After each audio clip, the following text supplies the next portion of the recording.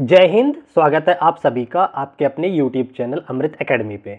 हम लोग अपना सीटेड पेपर 2 के लिए मैथ और साइंस की प्रिपरेशन कर रहे हैं और आपकी कॉन्सेप्ट की काफ़ी सारी क्लासेस कंप्लीट हो चुकी हैं। एक दो क्लासेस छोटी मोटी बची हुई हैं, एक दो चैप्टर उसको मैं प्रैक्टिस सेट में लेने की कोशिश कर रहा हूँ, या जिसमें मुझे लगेगा कि बहुत ज़्यादा इंपॉर्टेंट है उनका चैप्टर भी ले लूँगा। ठीक है ना।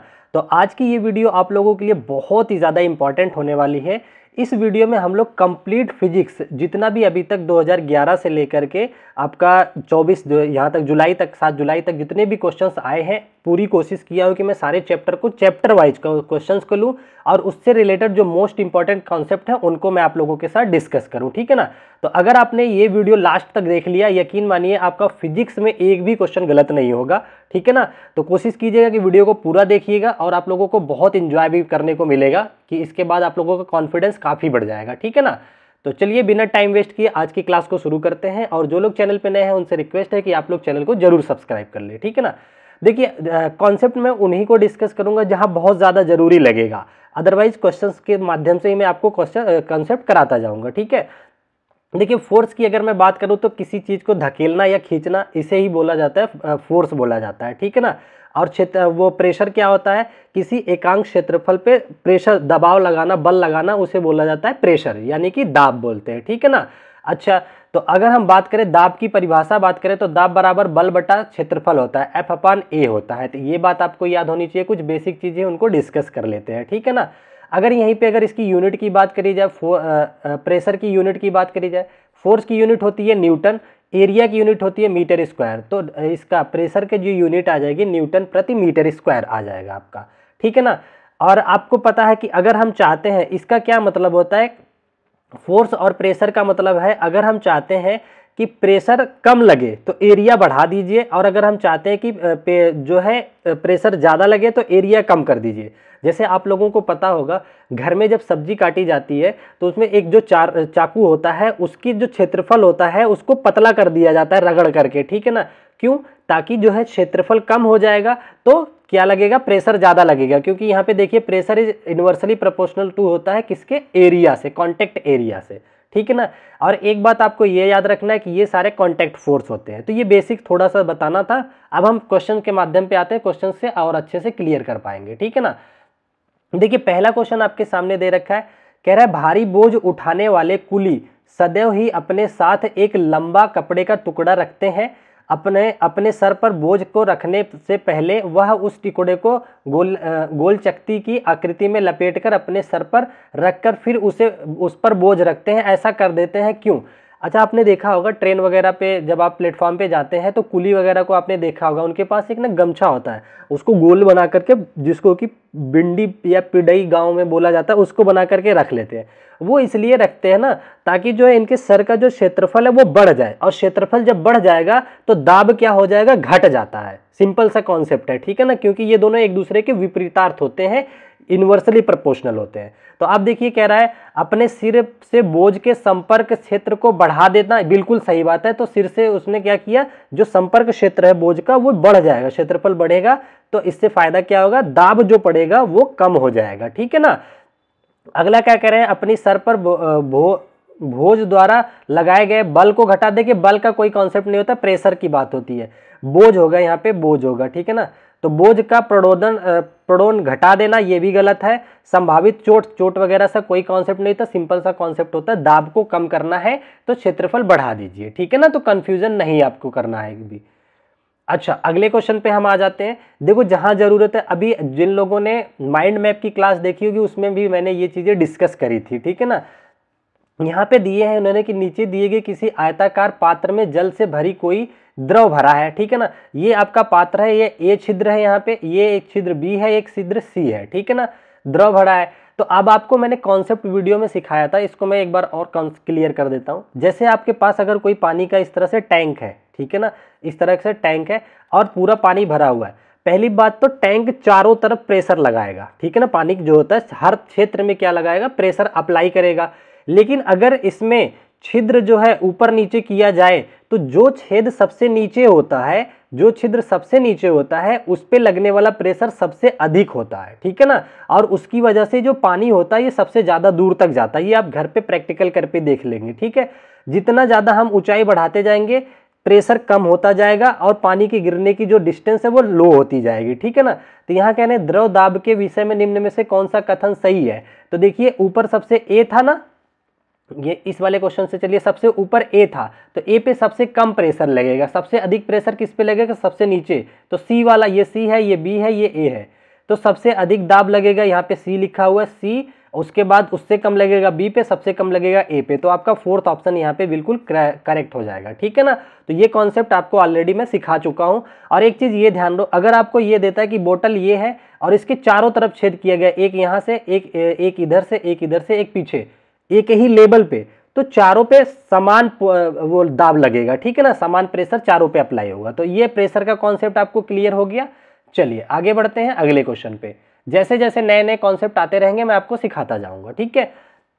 यहाँ कह रहे लोहे के एक ठोस आयताकार गुटके को किसी मेज के शीर्ष पर उसके विभिन्न फलकों को मेज को स्पर्श करते हुए रखा गया है, ठीक है। विभिन्न प्रकरणों में लोहे का यह ठोस गुटका आरोपित करता है समान बल।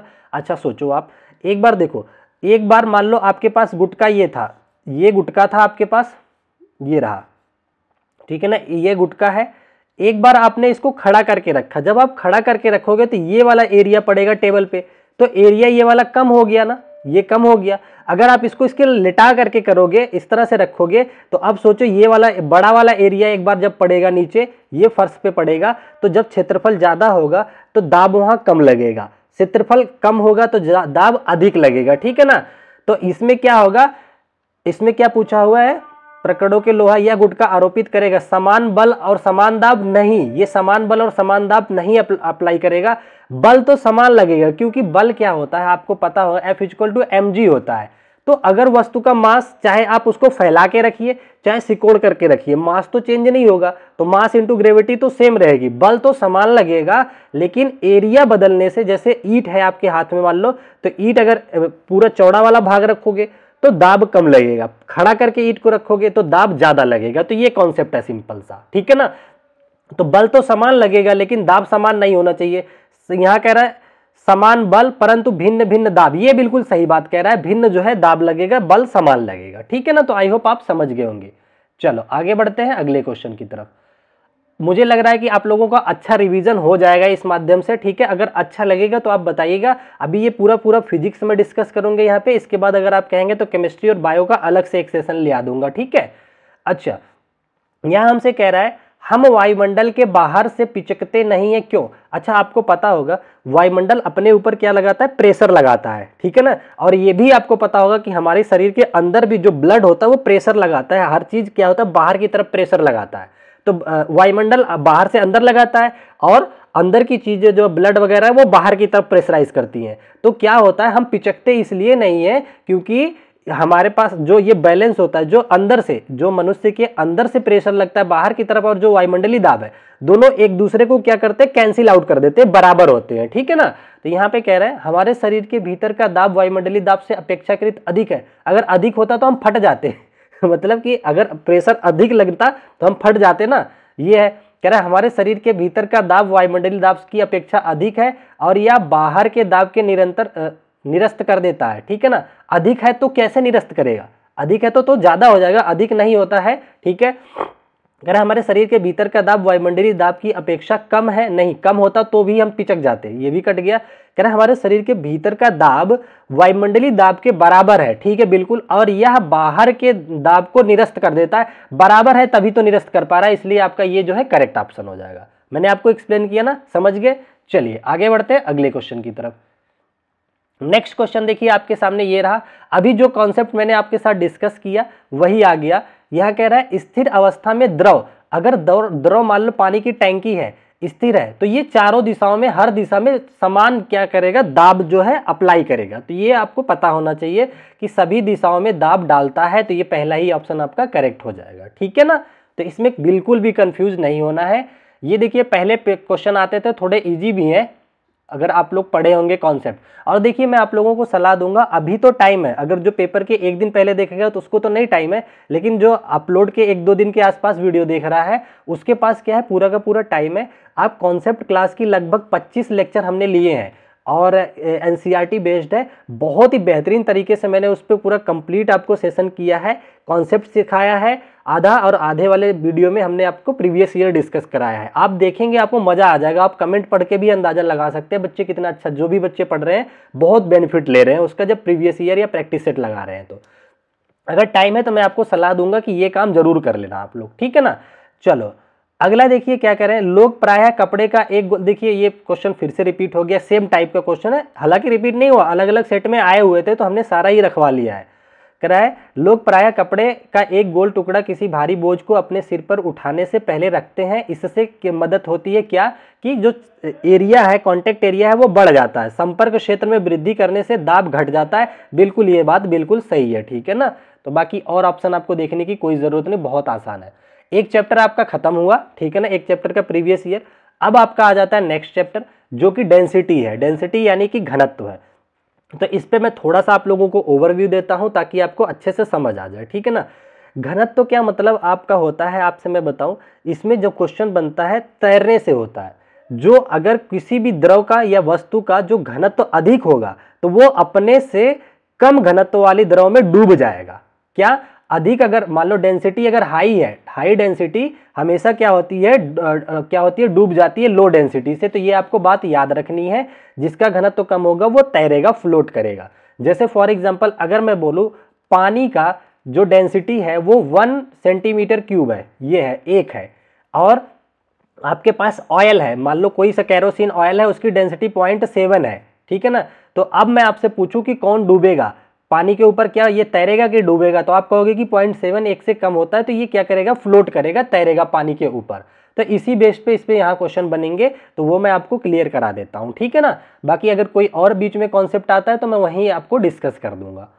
देखिए पहला क्वेश्चन कह रहा है पानी के बर्तन में लोहे का एक छड़ होगा, यहाँ पे लोहे का एक छड़ डाला जाता है और वह तल में डूब जाता है, इसका क्या कारण है। तो बताइए, इसका मतलब है कि जो लोहे का छड़ है उसकी डेंसिटी जो है वो क्या है, ज्यादा है, इसलिए वो डूब गया है। कह रहा है बर्तन इतना गहरा नहीं है कि ब्लॉक कर सके, ये तो गलत है, ऐसा कुछ नहीं है।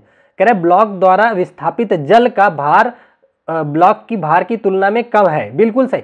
सुनो, एक और कॉन्सेप्ट होता है डेंसिटी में जो कि उत्प्लावन बल से होता है। उत्प्लावन बल क्या कहता है कि अगर कोई जल का क्षेत्र है जहां पे मान लो कोई टंकी वगैरह है, उत्प्लावन बल क्या कहता है कि अगर आप कोई वस्तु इसमें डालोगे, ठीक है ना, तो उस पे नीचे से एक प्रेशर काम करता है, फोर्स काम करता है, जिसको कि उत्प्लावन बल कहते हैं। वो बल वस्तु द्वारा हटाए गए द्रव के भार के बराबर होता है, ठीक है। एक बार फिर बताता हूं, उत्प्लावन बल किसी भी द्रव में डुबाए गए वस्तु द्वारा विस्थापित जो जल होता है उसकी मात्रा के बराबर ही लगता है, क्या, उत्प्लावन बल लगता है। तो ये कॉन्सेप्ट आपको पता होना चाहिए, डेंसिटी से ही रिलेट करके है, ठीक है ना। अगर कोई वस्तु डूब रही है, इसका मतलब जो बायोंट फोर्स है, उत्प्लावन बल है, वो कम लग रहा है, तभी जाकर के वो डूब रही है, ठीक है ना। तो ये बात आपको समझ आ गया होगा, आई होप। यहां पे देखिए कह रहा है ब्लॉक द्वारा विस्थापित जल का भार ब्लॉक की भार की तुलना में कम है, ब्लॉक की भार की तुलना में कम है, बिल्कुल सही है। तब तो तभी तो डूब रहा है, ये कह रहे हैं ना, वह तल में जाकर के डूब जाता है, ठीक है ना, डूब जाता है। अब देखो, ये मान लो ये छड़ थी, इसका जो भार है वो अधिक बोल रहा है, और जो पानी इसने हटाया है, वाटर हटाया है, वो कम है। तो बताओ, जब पानी कम है तो इसका मतलब पानी के सापेक्ष ही फोर्स लगता है, तो इसका मतलब बायोंट फोर्स कम है, और बायोंट फोर्स कम है तो आप आदमी उठा नहीं पाएगा, वो डूब जाएगा। आप लोग इमेजिन करो, कभी गांव में टैंकी वगैरह के में अगर नहाए होंगे या स्विमिंग पूल में नहाए होंगे, तो आप अपने दोस्त जो आपसे काफी वजन है ना, उसको भी उठा सकते हैं। क्यों? क्योंकि उस पर ऑलरेडी एक उत्प्लवन बल लगता है जिसको कि बायोंट फोर्स बोलते हैं, और साथ में आपने अपना बल लगा दिया तो वो वस्तु काफी हल्की हो जाती है, ठीक है ना।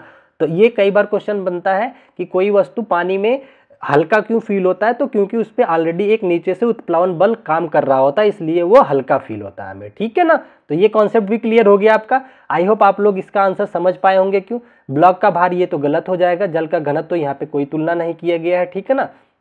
वैसे यहाँ पे कर सकता था, पर इसने उल्टा लिखा है, जल का घनत्व ब्लॉक के घनत्व की तुलना में अधिक है। अगर जल का घनत्व अधिक होता तो वो उसको उछाल के बाहर फेंक देता, ना कि डुबाता, ठीक है ना। तो यहाँ डूबने की कंडीशन है। तो आपको आपके क्वेश्चन का आंसर मिल गया। अब हम बढ़ चलते हैं अपने अगले क्वेश्चन की तरफ, ठीक है। एक सेकंड, ये स्लाइड क्यों नहीं हो रहा। हाँ, आ जाइए, अगले क्वेश्चन को जरा ध्यान से पढ़िएगा। सारे बहुत इंपॉर्टेंट क्वेश्चन है। देखिए काफ़ी मेहनत हो गई रात भर आप लोगों के लिए। देखो इतने सारे प्रीवियस ईयर हैं, सब में क्वेश्चन मिक्स आते हैं। उस मिक्स क्वेश्चन में से आप लोगों के लिए केवल फिजिक्स का कलेक्ट करना अपने आप में काफ़ी चैलेंजिंग हो जाता है। मेरी आंखें देखेंगे तो मैं पूरी नींद भी नहीं लिया हूँ।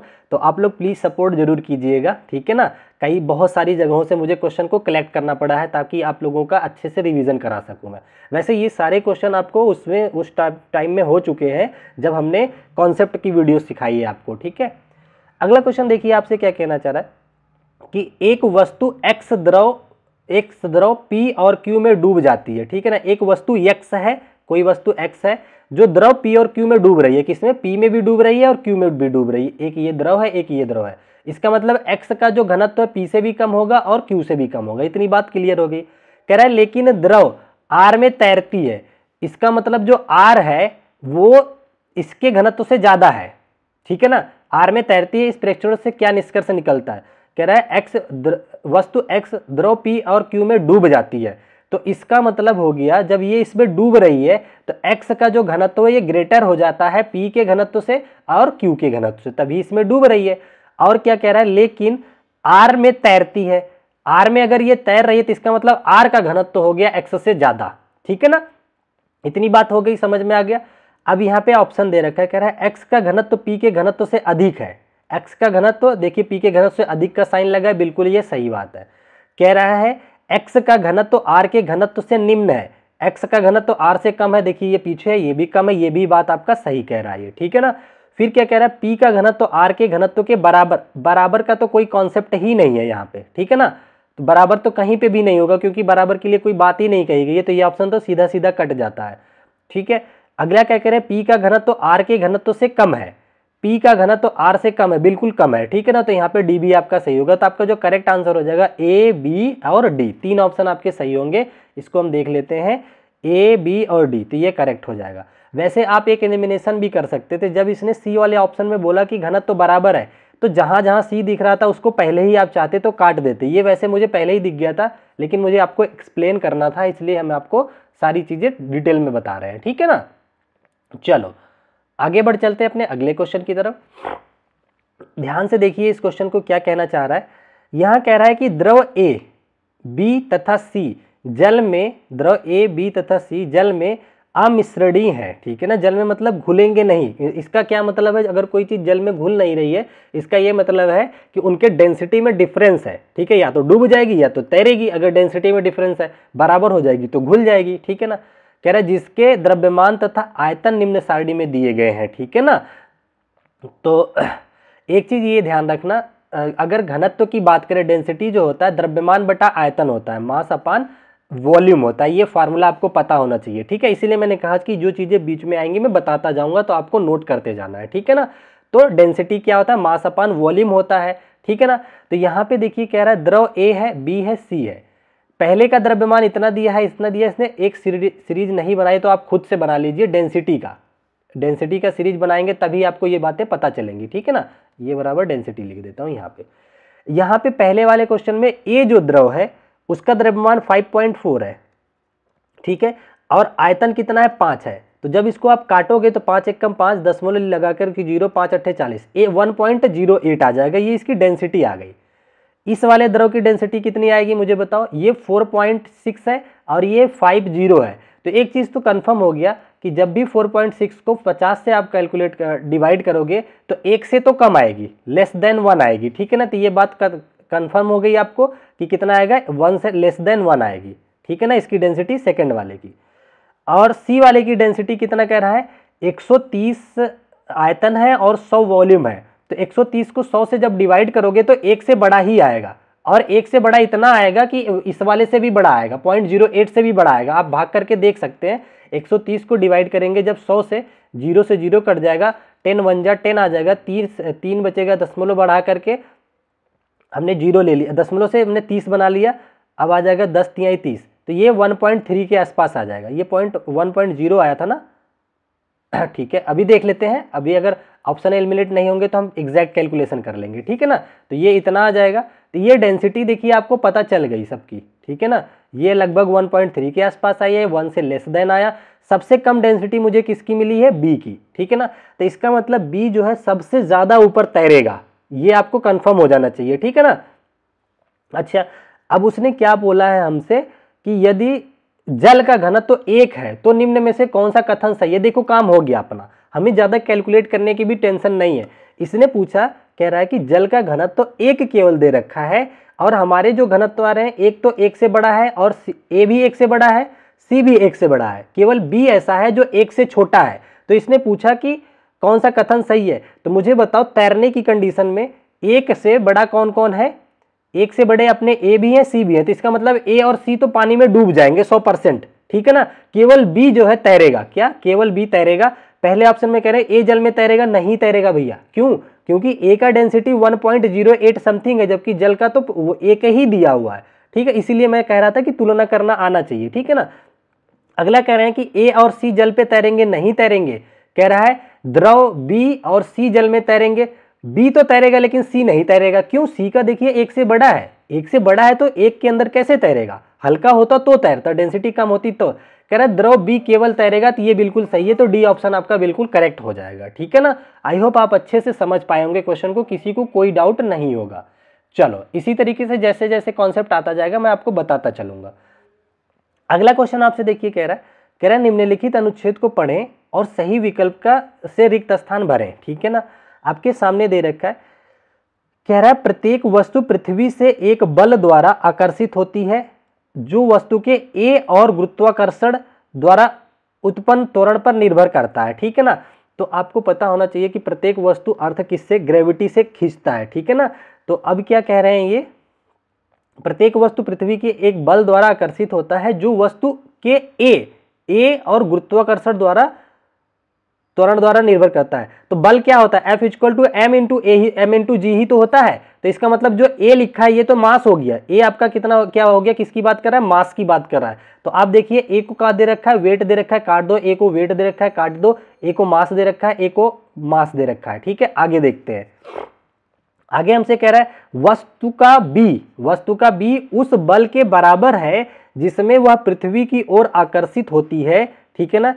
तथापि चंद्रमा की सतह पर सी बदलता है जबकि डी एक समान रहता है। बताओ भार बदलता है कि वो मास बदलता है, तो आप कहोगे कि भार बदलता है, तो सी तो हमारा क्या हो गया, क्या हो गया, वेट हो गया, मतलब वेट ही तो बोलते हैं भार को, तो भार को वेट ही तो बोला जाता है, हाँ भार, तो भार हो गया, ठीक है ना। सी तो कंफर्म हो गया, इसने यही तो कहा है कि चंद्रमा की सतह पर सी बदलता है, तो एज्यूम करो सी क्या चेंज होता है, मास चेंज होता है या भार चेंज होता है या द्रव्यमान चेंज होता है। तो आप कहोगे कि सर भार चेंज होता है, तो सी हमें एग्जैक्टली पता चल गया कि भार की बात कर रहा है। इन दो ऑप्शनों में देखिए सी यहाँ पे मास दे रखा है, ये भी आपका कट गया, डी ऑप्शन भी, केवल सी आपका करेक्ट आंसर हो गया। यहाँ पे देखिए दे रखा है वेट, ये मास हो गया, बाकी चीजें आप तुलना कर सकते हैं वेट, ठीक है, समझ गए। तो आपका जो करेक्ट आंसर है, आई होप आपको समझ आ गया होगा। तो कोशिश करना कि ज्यादा से ज्यादा ऑप्शन आप एलिमिनेट कर पाओ, क्योंकि आपके पास इतना टाइम नहीं होगा कि एक एक ऑप्शन को आप डिटेल में डिस्कस करेंगे। मुझे आपको सिखाना है, इसलिए मैं आप लोगों को थोड़ा टाइम भी ले लेता हूं, ठीक है ना। चलो देखिए, वैसे ये क्वेश्चन मैं चाहता हूं कि आप लोग होमवर्क में कर लें, सेम क्वेश्चन उसी बेस पे दे रखा, मैं पढ़ देता हूं। कह रहा है एक समान लंबाई 25 सेंटीमीटर और एक समान व्यास कि 4 कांच की सिलेंडरें ABCD ले रखी हैं, ठीक है। एक समान लंबाई की उसने कह रखा है, केवल घुमाया है आपको, इतना बड़ा ये 4 ले रखी है इसने बोतलें, सेम एकदम सेम टू सेम बोतल है 4, मैंने फिगर में गंदा बनाया है, कोई नहीं। अच्छा, कह रहे हैं कि लिए गए हैं, कह रहे हैं और 20 सेंटीमीटर तक जल से भरे हैं, सब में जल जो है 20 सेंटीमीटर तक भरे हैं गए हैं। कह रहे हैं उसके बाद ए में तली में 5 सेंटीमीटर ऊपर और बी में 8 सेंटीमीटर। तो देखिए ए में कितना है 5, ये ए हो गया, तो ये 5, और बी में कितना है यहाँ पे 8, ठीक है ना, ये बी में 8 सेंटीमीटर हो गया, और सी में 10 सेंटीमीटर ऊपर, सी जो है यहाँ पे कितना आ जाएगा, ये 10 सेंटीमीटर ऊपर हो गया, सी में कहाँ गया, सी में 10 सेंटीमीटर ऊपर, और डी में 12 सेंटीमीटर ऊपर छेद है, इसमें 12 सेंटीमीटर ऊपर छेद है। तो ये बताओ 4 बोतल बराबर बराबर लेने से अच्छा है कि मैं अगर ये काम एक ही में तुलना कर दूं, तो एक ही बोतल मान लिया हमने, ये आपके पास एक ही बोतल है, ठीक है ना, इसमें 4 जगह छेद कर दो। पहला ए वाला छेद 5 सेंटीमीटर पे करवाया उसने, बी वाला छेद उसने करवाया 8 सेंटीमीटर पे, ठीक है ना, ये बी वाला हो गया। सी वाला उसने करवाया 10 सेंटीमीटर पे, डी वाला करवाया उसने 12 सेंटीमीटर पे। अब मुझे ये बताओ किसमें हाई प्रेशर लगेगा, तो आप कहोगे कि सर 5 वाले पे, इसका मतलब ए पे सबसे ज्यादा और सी पे सबसे कम लगेगा। इसने हमसे क्या पूछा है, कह रहा है ऊपर छेद किए गए हैं, किस सिलेंडर में से छेद से बाहर आता हुआ जल सबसे दूर जाएगा, तो जिसका प्रेशर ज्यादा होगा वही सबसे दूर जाएगा। सेम कॉन्सेप्ट अभी आपको सिखाया हूं, तो इसका ए ऑप्शन बिल्कुल करेक्ट हो जाएगा। ये 4 बोतल बोले या 1 बोतल बोले, वो गाना याद आ गया 4 बोतल वाला, ठीक है। फिलहाल देखो आपको इस पे कंसंट्रेट करना है, एक ही बात वो कहना चाह रहा है। अगर आप अच्छे से बनाओगे तो 4 बोतलें इस तरीके से बनाओगे ना, एक का छेद इतना नीचे, और क्योंकि उसने सब में समान वाटर 20 सेंटीमीटर तक भर रखा है। तो आई होप आपको अच्छे से क्लियर हो गया होगा। चलो मैं होमवर्क देते देते खुद ही करा देता हूं आपके क्वेश्चंस को। चलो आगे बढ़ते हैं अगले क्वेश्चन पे। कह रहा है किसी ईंट द्वारा नियत क्षेत्रफल पर लगाए जाने वाले दाब के संदर्भ में निम्नलिखित में से कौन सा कथन सही है, ठीक है ना। कह रहा है किसी ईंट द्वारा नियत क्षेत्रफल पर लगाए जाने वाले दाब के संदर्भ में कौन सा कथन सही है। तो आपको पता होना चाहिए कि दाब क्या होता है। दाब जब अगर क्षेत्रफल ज्यादा होगा तो दाब कम होगा, और दाब यही तो होता है, pressure is inversely proportional to area होता है, तो ये आपको पता होना चाहिए। पहला कह रहे हैं कि दाब क्षेत्र के व्युत्क्रमानुपाती, तो बहुत अच्छी बात करी, पहला ही ऑप्शन सही दे दिया। आगे क्या कह रहे हैं, दाब की दिशा आरोपित बल की दिशा के विपरीत होता, भैया गलत है। आप सोचो, मैं अगर अपने हाथ पे बल ऊपर से नीचे लगाऊंगा तो दाब नीचे ही तो जाएगा, मेरा हाथ किधर जा रहा है, नीचे ही तो जा रहा है, समझ पा रहे हो ना। तो ये कह रहे हैं कि दाब की दिशा आरोपित बल की दिशा के विपरीत होती है, गलत बात बोल रहे हैं, विपरीत नहीं होती है। ऐसा थोड़ी मैं दाब नीचे लगाऊंगा तो बल ऊपर लगेगा क्या, बल और दाब की दिशा सेम होती है। अगर ये प्रैक्टिकली नहीं समझ में आता तो ये भी तो समझ सकते हो, दाब बराबर बल बटा क्षेत्रफल होता है, तो इसका मतलब जो ऊपर ऊपर वाली चीज होती है वो सेम डायरेक्शन को दिखाती है। ये F is directly proportional to P या P is directly proportional to F होता है, ठीक है ना। तो इतनी बातें आपको आई होप चीजें समझ आ गई होंगी, इसमें किसी को कोई डाउट तो नहीं है। चलो आगे बढ़ते हैं अपने अगले क्वेश्चन की तरफ। अच्छा सॉरी, आगे क्या कह रहा है, दाब और बल का मात्रक एक ही होता है, नहीं, दाब का मात्रक क्या होता है, बल का मात्रक तो देखिए फोर्स का मात्रक न्यूटन होता है, जबकि दाब का मात्रक होता है न्यूटन पर मीटर स्क्वायर होता है, तो ये अलग होते हैं, तो सी भी नहीं है। तो ओनली ए आपका दे रखा है करेक्ट, केवल ए ऑप्शन जो कि बी पे दे रखा है। आगे बढ़ते हैं अपने अगले क्वेश्चन की तरफ, ठीक है ना। देखिए क्वेश्चन लगभग 90 प्लस है, 90 से ऊपर आसपास अपने क्वेश्चन है, तो थोड़ा जल्दी जल्दी मैं कराऊंगा, ठीक है। कह रहा है एक वस्तु पानी में तैर रही, देखिए अगर किसी को भी थोड़ा सा भी डाउट होता है मैं आपको सजेस्ट करूंगा कि आप जाइए और कॉन्सेप्ट वाली क्लास को पूरी प्लेलिस्ट धड़ाधड़ से देख डालिए, आपके पास अगर टाइम है तो, ठीक है ना। एक भी कॉन्सेप्ट में आपको प्रॉब्लम नहीं आएगी, इस बात का पूरी गारंटी है मेरी, ठीक है ना। यहाँ पे आपसे कह रहे हैं एक वस्तु पानी में तैर रही है, ठीक है, और उसके आयतन का 1/4 भाग पानी की सतह से ऊपर है, निम्न में से कौन सा कथन सही है। देखिए अगर कोई वस्तु पानी में तैर रही है, उसका 1/4 भाग जो है पानी के ऊपर तैर रहा है, मतलब आधे से ज्यादा तीन भाग डूब गया है और एक भाग जो है तैर रहा है, ठीक है ना। तो कह रहे हैं कि वस्तु पर लग रहे उत्प्लवन का उत्प्लावक बल वस्तु के भार से अधिक है, वस्तु के भार से अधिक है, ठीक है ना, तभी ये इसको तैरा पा रहा है, ठीक है ना। बिल्कुल, ये तो बिल्कुल सही बात कर रहा है। देखिए मैंने बताया ना, अगर उत्प्लावन बल है तभी वस्तु तैरेगी। मान लो पानी के अंदर आप खड़े हैं और आप ज्यादा ताकत लगाएंगे तभी तो ऊपर की वस्तु को तैरा पाएंगे, अदरवाइज तो वो पूरी डूब जाती ना। इसने कहा 1/4, अगर वो 1/4 के अलावा थोड़ा से भी तैरती तो इसका मतलब फोर्स जो लग रहा है, बायोंड फोर्स लग रहा है, वो हाई लग रहा है, तभी ये थोड़ा भी तैर पा रहा है। तो आई होप आपको कॉन्सेप्ट क्लियर हो रहे होंगे, ठीक है ना। अगर आपको डुबाना है, अगर एकदम सतह पानी एकदम बराबर बराबर आ रहा है तो बायोंड फोर्स और ये दोनों बराबर हो सकते हैं। अगर आप चाहते हैं वस्तु डूब जाए तो इसका मतलब बायोंड फोर्स जो है वो कम लग रहा है, तभी वस्तु क्या हो रही है, डूब रही है, ठीक है ना। तो इसने कहा है कि वस्तु का 1/4 भाग तैर रहा है, यही तो सतह के ऊपर, पानी की सतह के ऊपर है, 1/4 भाग पानी की सतह से ऊपर है। इसका मतलब वस्तु पूरी डूब ही नहीं पाई है, और डूब नहीं पाई क्यों नहीं, क्योंकि नीचे कोई धक्का लगा रहा है कि भाई मत डूब, तो इसका मतलब जो नीचे से दबा रहा है वो ज्यादा बल लगा रहा है, तभी वो उठा पा रहा है उसे, ठीक है ना। तो आपका ए वाला ऑप्शन बिल्कुल करेक्ट हो जा रहा है। अगला कह रहे हैं वस्तु पर लग रहा उत्प्लावन बल वस्तु के भार से कम है, अगर कम होता तो वस्तु डूब जाती, ठीक है, पूरी तरीके से, ठीक है। वस्तु पर लग रहा उत्प्लावन बल वस्तु के भार के बराबर है, ऐसा भी नहीं है, वस्तु पर कोई, ऐसा तो गलत है, कोई बल काम नहीं कर रहा है, ऐसा हो ही नहीं सकता। यहां तक समझ गए आप लोग। चलो आगे बढ़ते हैं, एक सेम टाइप का और क्वेश्चन है, मैं इसको केवल हिंदी वाला लगा लेता हूं। यहां कह रहा है तीन विभिन्न घनत्व लेकिन समान आकार वाली वस्तु ए, बी और सी को एक द्रव में डाला जाता है, ठीक है ना। घनत्व तो अलग अलग है, डेंसिटी डिफरेंट है, ठीक है ना, लेकिन समान क्या है इनका, सी का अच्छा समान आकार की है, ठीक है, आकार वाली वस्तु को डाला जाता है। निम्नलिखित परिस्थितियों पर ध्यान दीजिए और इनमें वस्तुओं पर लगने वाले उत्प्लावन बल के आधार पर उन्हें आरोही क्रम में व्यवस्थित कीजिए, ठीक है ना। पहला इन्होंने कंडीशन दिया है कि ए पूर्णतया द्रवमग्न हो गई, मतलब जब ए पूरी तरह से डूब गई तो ए पर लगने वाला उत्प्लवन बल क्या है, कम होगा, ठीक है ना।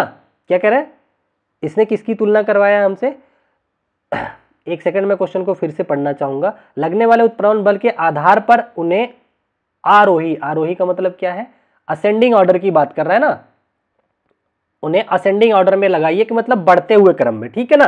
ठीक है, तो इस पे उत्प्लवन बल क्या हो गया, ये पूरी तरह से डूब गई, इसका मतलब इस पे उत्प्लवन बल कम लग रहा है, तभी तो डूबने दिया ना। मुझे ये बताओ, इस पे उत्प्लवन बल कम लग रहा है इसलिए पूरा तरीके से डूब गई है ना। ठीक है, ठीक है। अच्छा एक सेकंड, मुझे थोड़ा सा कंफ्यूजन हो रहा है। तीन विभिन्न घनत्व लेकिन समान आकार वाली वस्तुओं ए, बी और सी को एक द्रव में डाला गया, ठीक है, ए, बी, सी तीन को एक द्रव में हमने डाल दिया। निम्नलिखित परिस्थितियों पर ध्यान दीजिए और इनमें वस्तुओं पर लगने वाले उत्प्लवन बल के आधार पर उन्हें आरोही क्रम में व्यवस्थित कीजिए। उत्प्लवन बल सबसे अधिक किस पे लग रहा है, फिर उससे कम किस पे लग रहा है, उससे कम किस पे लग रहा है, ये कहना चाह रहे हैं, ठीक है ना।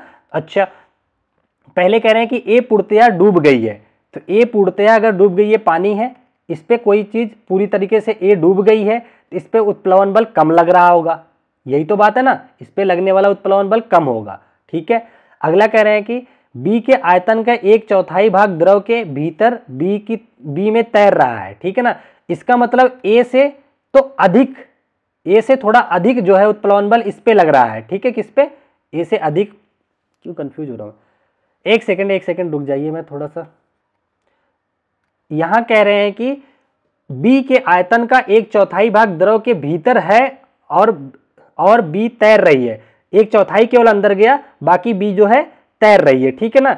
इसका मतलब ए से तो ए जो है इससे भारी होगा, ए से ए पे लगने वाला जो उत्प्लवन बल है और बी पे लगने वाला जो उत्प्लवन बल है, इन दोनों में तुलना की जाए तो किस पे ज्यादा होगा, तो मुझे तो ये लग रहा है कि बी पे ज्यादा होना चाहिए, क्योंकि ये 1/4 तैरा पा रहा है और ये पूरी तरह से डूब जा रहा है, तो यहाँ उल्टा दे रहा है। मैं इसलिए कंफ्यूज हूं कि ऐसा कोई ऑप्शन नहीं मुझे दिख रहा है, ठीक है ना, जिसमें ए को या ये दिया हो। ये बराबर की कंडीशन तो कहीं पे नहीं बनेंगे, दो ऑप्शन तो वैसे कट गए, यहाँ पे ए सबसे कम होगा और सी फिर बी, ठीक है, सी होगा फिर बी, बी को देखते हैं। अच्छा यहाँ पे क्या रखा है, सी को क्या कह रहा है, सी के आयतन का 1/2 भाग द्रव में भीतर और सी तैर रही है, ठीक है ना, आधा डूबा है और आधा तैर रहा है, ठीक है ना।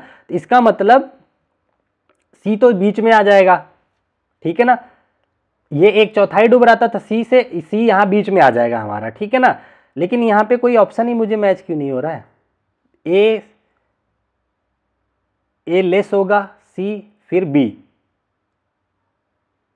ये सही तो है, ये ऑप्शन होना चाहिए, सी ऑप्शन होना चाहिए, ठीक है ना। एक बार, अच्छा मैं बायोट फोर्स का एक बार चैप्टर पूरा पढ़ाऊंगा, ठीक है, आप लोगों का, मुझे इसमें थोड़ी सी कंफ्यूजन हुई और मेरे हिसाब से ये आंसर होना चाहिए, लेकिन इसका कहीं ना कहीं मुझे लग रहा आंसर ये भी है, ठीक है ना। तो मैं इसे एक बार क्रॉस चेक कर लूंगा, ये आप लोगों के लिए होमवर्क भी है कि आपको भी चेक करके आना है। एक्चुअली बायोट फोर्स का सिंपल सा कॉन्सेप्ट यही होता है कि नीचे से लगने वाला फोर्स अगर अधिक है वस्तु से तो वस्तु क्या करेगी, तैरेगी, ठीक है ना। अगर वो फोर्स कम हो जाए और दाब, ये वस्तु का प्रेशर ज्यादा आ जाए तो ये तो डूब जाएगी ना, तो ये कॉन्सेप्ट होगा। मेरे हिसाब से तो सी होना चाहिए, बाकी आप लोग एक बार आंसर जरूर इसका कंफर्म कर लेना, ए और सी में कौन है, ठीक है ना। मैंने आपको ऐसे एक्सप्लेन तो कर दिया है सही से। चलो सॉरी फॉर दैट, अगले क्वेश्चन पे आ जाते हैं। कह रहे हैं किसी पानी के जहाज के ढांचे को धारा रेखी बनाने का क्या उद्देश्य होता है। तो देखिए जो पानी का जहाज होता है, जो फ्लूइड ड्रैगन होता है उसको क्रम करने के लिए, जैसा आप देखते होंगे ना, जो जहाज बनती है कुछ इस तरीके से बनाई जाती है, इस तरह से नोकीली बनाई जाती है, ताकि जो फ्लूइड इधर से आ रही है इनकी जो तरकणा है, ठीक है ना, तरकर्षण बोलते हैं, जैसे घर्षण होता है वैसे तरकर्षण, मतलब तरल की वजह से जो घर्षण उत्पन्न होता है उसे तरकर्षण बोलते हैं। तो यहाँ पे जो फ्लूइड ड्रैगन है उसको कम करने के लिए किया जाता है, निम्न करने के लिए। तो पहला ही ऑप्शन आपका सही हो जाएगा, ठीक है ना। तो ये सिंपल सा क्वेश्चन था, आपको समझ आ गया होगा। आगे देखिए क्या कह रहे हैं कि किसी 2 लीटर धारिता इतना माने कि वॉल्यूम की जार में 500 ml सरसों का तेल भरा गया है, ठीक है। यह तेल दाब आरोपित करेगा। आप सोचो ये बड़ा सा बोतल था, इसमें केवल उन्होंने 500 ml जो है तेल डाल दिया। पूछ रहे हैं कि ये किधर किधर दाब आरोपित करेगा। तो मेरे भाई ये सारी तरफ दाब आरोपित करेगा, ये केवल कंफ्यूज करने के लिए ऐसी बातें लिखा है। तो ओनली वाला तो कोई भी नहीं होगा, सभी दिशाओं में आरोपित करेगा। सी ऑप्शन आपका बिल्कुल करेक्ट हो जाएगा, ठीक है ना। चलो आगे बढ़ते हैं अपने अगले क्वेश्चन के लिए। नेक्स्ट क्वेश्चन आपसे कह रहा है, बड़ी और चौड़ी पट्टियों वाले कंधे से लटकाने वाले बैग को उठाकर ले जाना अधिक आसान क्यों होता है? क्योंकि उस पर दाब कम लगता है, ठीक है ना, क्षेत्रफल ज्यादा हो जाता है। आप देखते होंगे जब स्कूल हम लोग जाते थे तो इतने बड़े बड़े चौड़े चौड़े पट्टे वाले बैग लगाते थे, ठीक है ना, तो हमें वो हल्का फील कराता था। क्यों? क्योंकि जो बैग का दाब है वो घट जाता था एरिया बढ़ाने से। अगर कई लोग कई बच्चे फैशन के चक्कर में आप देखते होंगे डोरियों वाला बैग लेके जाते हैं, पर उसमें वजन कम रखते हैं, अदरवाइज उनका कंधा कटने लग जाए, ठीक है ना। तो यहाँ पे सिंपल सा बैग द्वारा लगाया जाने वाला दाब घट जाता है, ये आपका करेक्ट आंसर हो जाएगा। इसमें बहुत ज्यादा एक्सप्लेनेशन की नीड नहीं है, ठीक है ना। चलो अगला एक सिंपल सा क्वेश्चन आ गया, दाब का एसआई मात्रक क्या होता है? तो प्रेशर क्या होता है? बल बटा क्षेत्रफल होता है। तो बल का न्यूटन होता है और क्षेत्रफल का क्या होता है? मीटर स्क्वायर होता है। तो न्यूटन प्रति मीटर स्क्वायर आपका आंसर हो जाएगा, जो कि डी में दे रखा है, ठीक है। तो आपको आपके सारे आंसर मिल गए। अब हम बढ़ चलते हैं अपने अगले टॉपिक की तरफ, एक नया चैप्टर शुरू करेंगे। ये आपका आज का है घर्षण, ठीक है ना, फ्रिक्शन। 3 चैप्टर हमने 3-4 चैप्टर कर लिए, ठीक है। अगला है फ्रिक्शन, ये भी काफी इंपॉर्टेंट हो जाता है, सीटेट यहाँ से ज्यादा क्वेश्चन पूछता है। तो थोड़ा सा मैं पानी पी लूं। चीजें अच्छी लग रही हैं अगर आप प्लीज कमेंट कर देना। तो मैं सोच रहा था कि बायो का भी ऐसा ही एक बना दूं, जिसमें अच्छे से कॉन्सेप्ट भी सिखा दूं आप लोगों को और सारे PYQ एक साथ करवा दूं। अगर आप लोग सपोर्ट करेंगे तो मैं जरूर कर दूंगा, ठीक है। वैसे आप लोगों को पता होगा, जो बच्चे पुराने हैं उनको पता होगा कि मैं कितने सपोर्ट कर रहा हूं आप लोग का। यहाँ पे देखिए टाइप ऑफ फ्रिक्शन। देखो सबसे पहले अगर मैं फ्रिक्शन की बात करूं तो एक तो ये याद रखो कि ये कॉन्टैक्ट फोर्स है। फ्रिक्शन बिना टच में आए कभी अप्लाई नहीं कर सकते आप, ठीक है ना। तो 2 सतहों के बीच लगने वाला बल होता है ये, ठीक है ना, ये संपर्क बल होता है एक। तो एक बात तो ये समझ आ गया आपको। अगर हम फ्रिक्शन से ज्यादा क्वेश्चन क्या बनते हैं वो बात करें, तो फ्रिक्शन से ज्यादातर जो क्वेश्चन बनते हैं वो आपके उसके टाइप से बनते हैं। तो देखो पहला टाइप होता है स्टैटिक फ्रिक्शन। अगर कोई वस्तु अपनी वस्तु में विरामावस्था में है तो सतह और उसके बीच लगने वाला घर्षण जो होगा बिल्कुल स्थैतिक होगा और इस टाइम कोई मोशन नहीं होगा, ठीक है। दूसरा, अगर कोई वस्तु स्लाइड कर रही है, ऐसे मान लो धकेलते जा रहे हैं, तो अब जो फ्रिक्शन काम करता है स्लाइडिंग फ्रिक्शन काम करता है। ये वाला सबसे अधिक होता है, ये कम होता है, ये हाई होता है, ये उससे लो होता है। और उसके बाद तीसरा आता है लोटनिक घर्षण, ठीक है ना, जिसको कि रोलिंग फ्रिक्शन बोलते हैं। इसमें रोलिंग करता है वस्तु, ये क्या होता है? सबसे कम होता है, लोवेस्ट होता है। तो ये याद रखना, आपको ये पता होना चाहिए।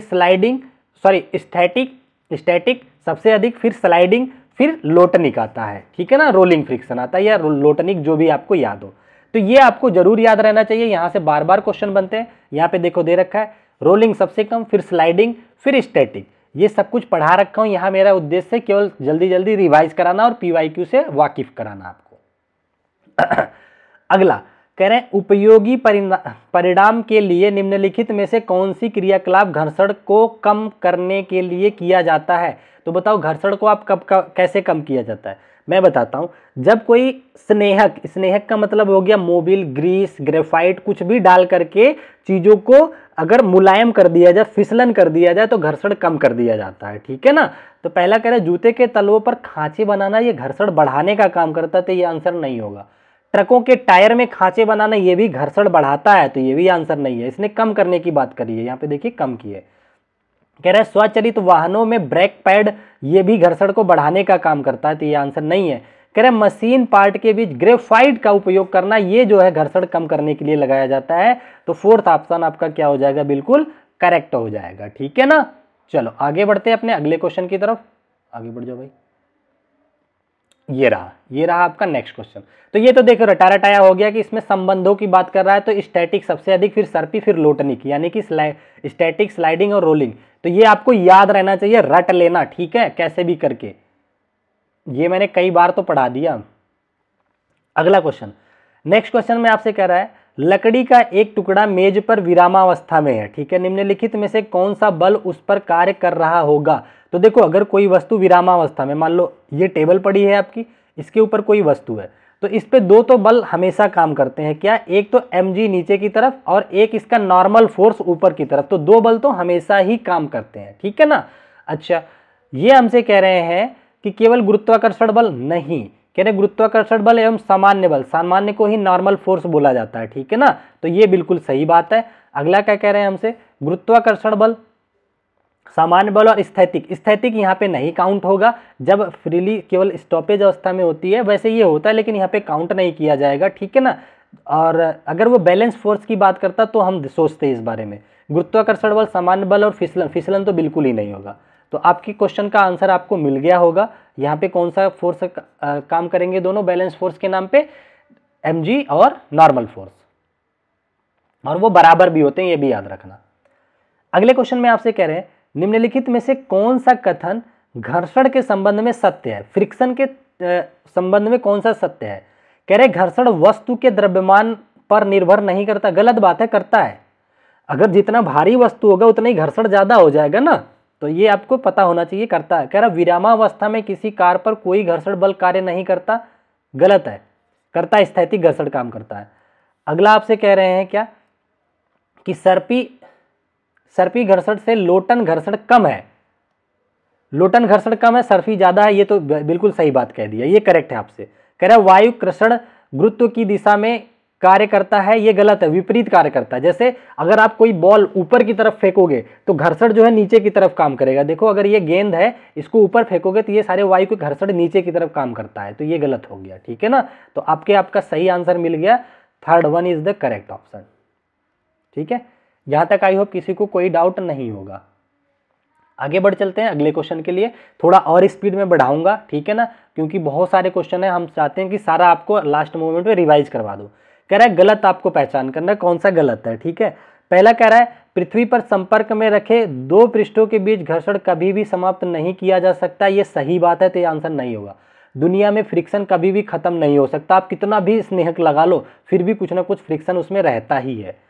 अगला क्या कह रहे हैं लोटनिक घर्षण सर्पी घर्षण से कम होता है, हाँ सही बात है, तो ये भी आंसर नहीं होगा। कह रहे हैं तरल में गति करते किसी पिंड का घर्षण बल उसकी आकृति पर निर्भर करता है, बिल्कुल, इसलिए नाव को तो इस तरह से तिरछा बनाया जाता है, तो ये भी सही है, ये भी आंसर नहीं होगा। तो एक ही ऑप्शन आपका बचा, यही सही हो जाएगा। कह रहे बॉल बियरिंग का उपयोग मशीन के भागों के बीच के घर्षण वृद्धि करने के लिए किया जाता है। अरे घर्षण वृद्धि नहीं, घर्षण कम करने के लिए। अच्छा गलत ही तो पूछा था, तो ये तो सही हो गया। आप लोगों ने देखा होगा साइकिल में इस तरीके से एक बेरिंग लगी होती है जिसमें छोटे छोटे बॉल्स होते हैं। ये क्यों लगाया जाता है, ताकि ये बॉल के फिसलन की वजह से क्या करे, साइकिल चलाना आसान हो जाए, घर्षण कम हो जाए। ये कह रहे हैं कि घर्षण अधिक हो जाए, वृद्धि कह रहे हैं, इसलिए ये गलत हो गया, यही आपका आंसर हो गया। सॉरी। अगला क्वेश्चन देखिए क्या कह रहे हैं निम्नलिखित में से सही कथन चुनिए, आपको करेक्ट वाला पकड़ना है। कह रहे स्थैतिक घर्षण सर्पी घर्षण से कम होता है क्या, ये देख लिए क्या होता है, स्थैतिक ज्यादा, फिर सर्पी, फिर सबसे कम लोटनिक होता है। तो ये कह रहे स्थैतिक घर्षण कम बता रहे हैं, ये गलत हो गया। कह रहे लोटनिक घर्षण सर्पी घर्षण से अधिक बता रहे हैं, गलत है। कह रहे स्थैतिक घर्षण सर्पी घर्षण से कम परंतु लोटनिक घर्षण से अधिक, सर्पी से ही कम नहीं होता, स्थैतिक सबसे अधिक होता, तो ये भी कट गया, एक ही ऑप्शन बचा, आप अपना मिलान कर सकते हैं। यहाँ पे कह रहा है सर्पी घर्षण लोटनिक घर्षण से अधिक परंतु स्थैतिक घर्षण से कम होता है। देखिए सर्पी बीच में आता है, ये आपको एकदम रटा होना चाहिए, लोटनिक और ये स्टैटिक और ये सर्पी, ठीक है ना। सर्पी का मतलब स्लाइडिंग। वर्ड पे तो कोई दिक्कत नहीं होता है, मैं दोनों ही भाषा बोल दूंगा, कोई दिक्कत नहीं है। देखो यहाँ पे कह रहे हैं गिरती हुई वस्तु पर वायु घर्षण होता है, वो गुरुत्व के विपरीत दिशा में, अभी मैंने बताया ना। कह रहे गिरती हुई वस्तु, वायु घर्षण क्या होता है हमेशा, अगर वस्तु ऊपर से नीचे आ रही है तो घर्षण ऊपर, जैसे ये बॉल है आप नीचे फेंकोगे तो घर्षण वायु का ऊपर की तरफ लगेगा। अगर बॉल आप नीचे से ऊपर फेंक रहे हो मान लो तो घर्षण वायु का नीचे की तरफ लगेगा, तो गुरुत्व के विपरीत दिशा में लगता है। ये रहा आपका सेकंड ऑप्शन, आपका करेक्ट हो जाएगा। बिल्कुल अच्छे से याद कर लो, ठीक है ना। चलो आगे बढ़ते हैं अगले क्वेश्चन की तरफ। ये तो एकदम रैपिड फायर जैसा हो रहा है। चलो अगला क्वेश्चन कह रहे हैं, एक गेंद को ऊपर की ओर हवा में फेंका जाता है, ठीक है, उस पर कार्य करने वाले बलों की पहचान कीजिए। आप अपन कोई गेंद ऊपर की तरफ फेंक दिए हैं, ठीक है ना, तो इस पे क्या काम करेगा, एक तो mg नीचे की तरफ काम करेगा, पहली बात। दूसरा क्या करेगा, वायु का प्रतिरोध, एयर रेजिस्टेंस जो है इसका, वो भी काम करेगा इस पे, ठीक है ना, और बाकी चीजें नहीं काम करेंगी। केवल गुरुत्व, गलत बात है। गुरुत्व बल तथा वायु का प्रतिरोधक बल, बिल्कुल सही बात है।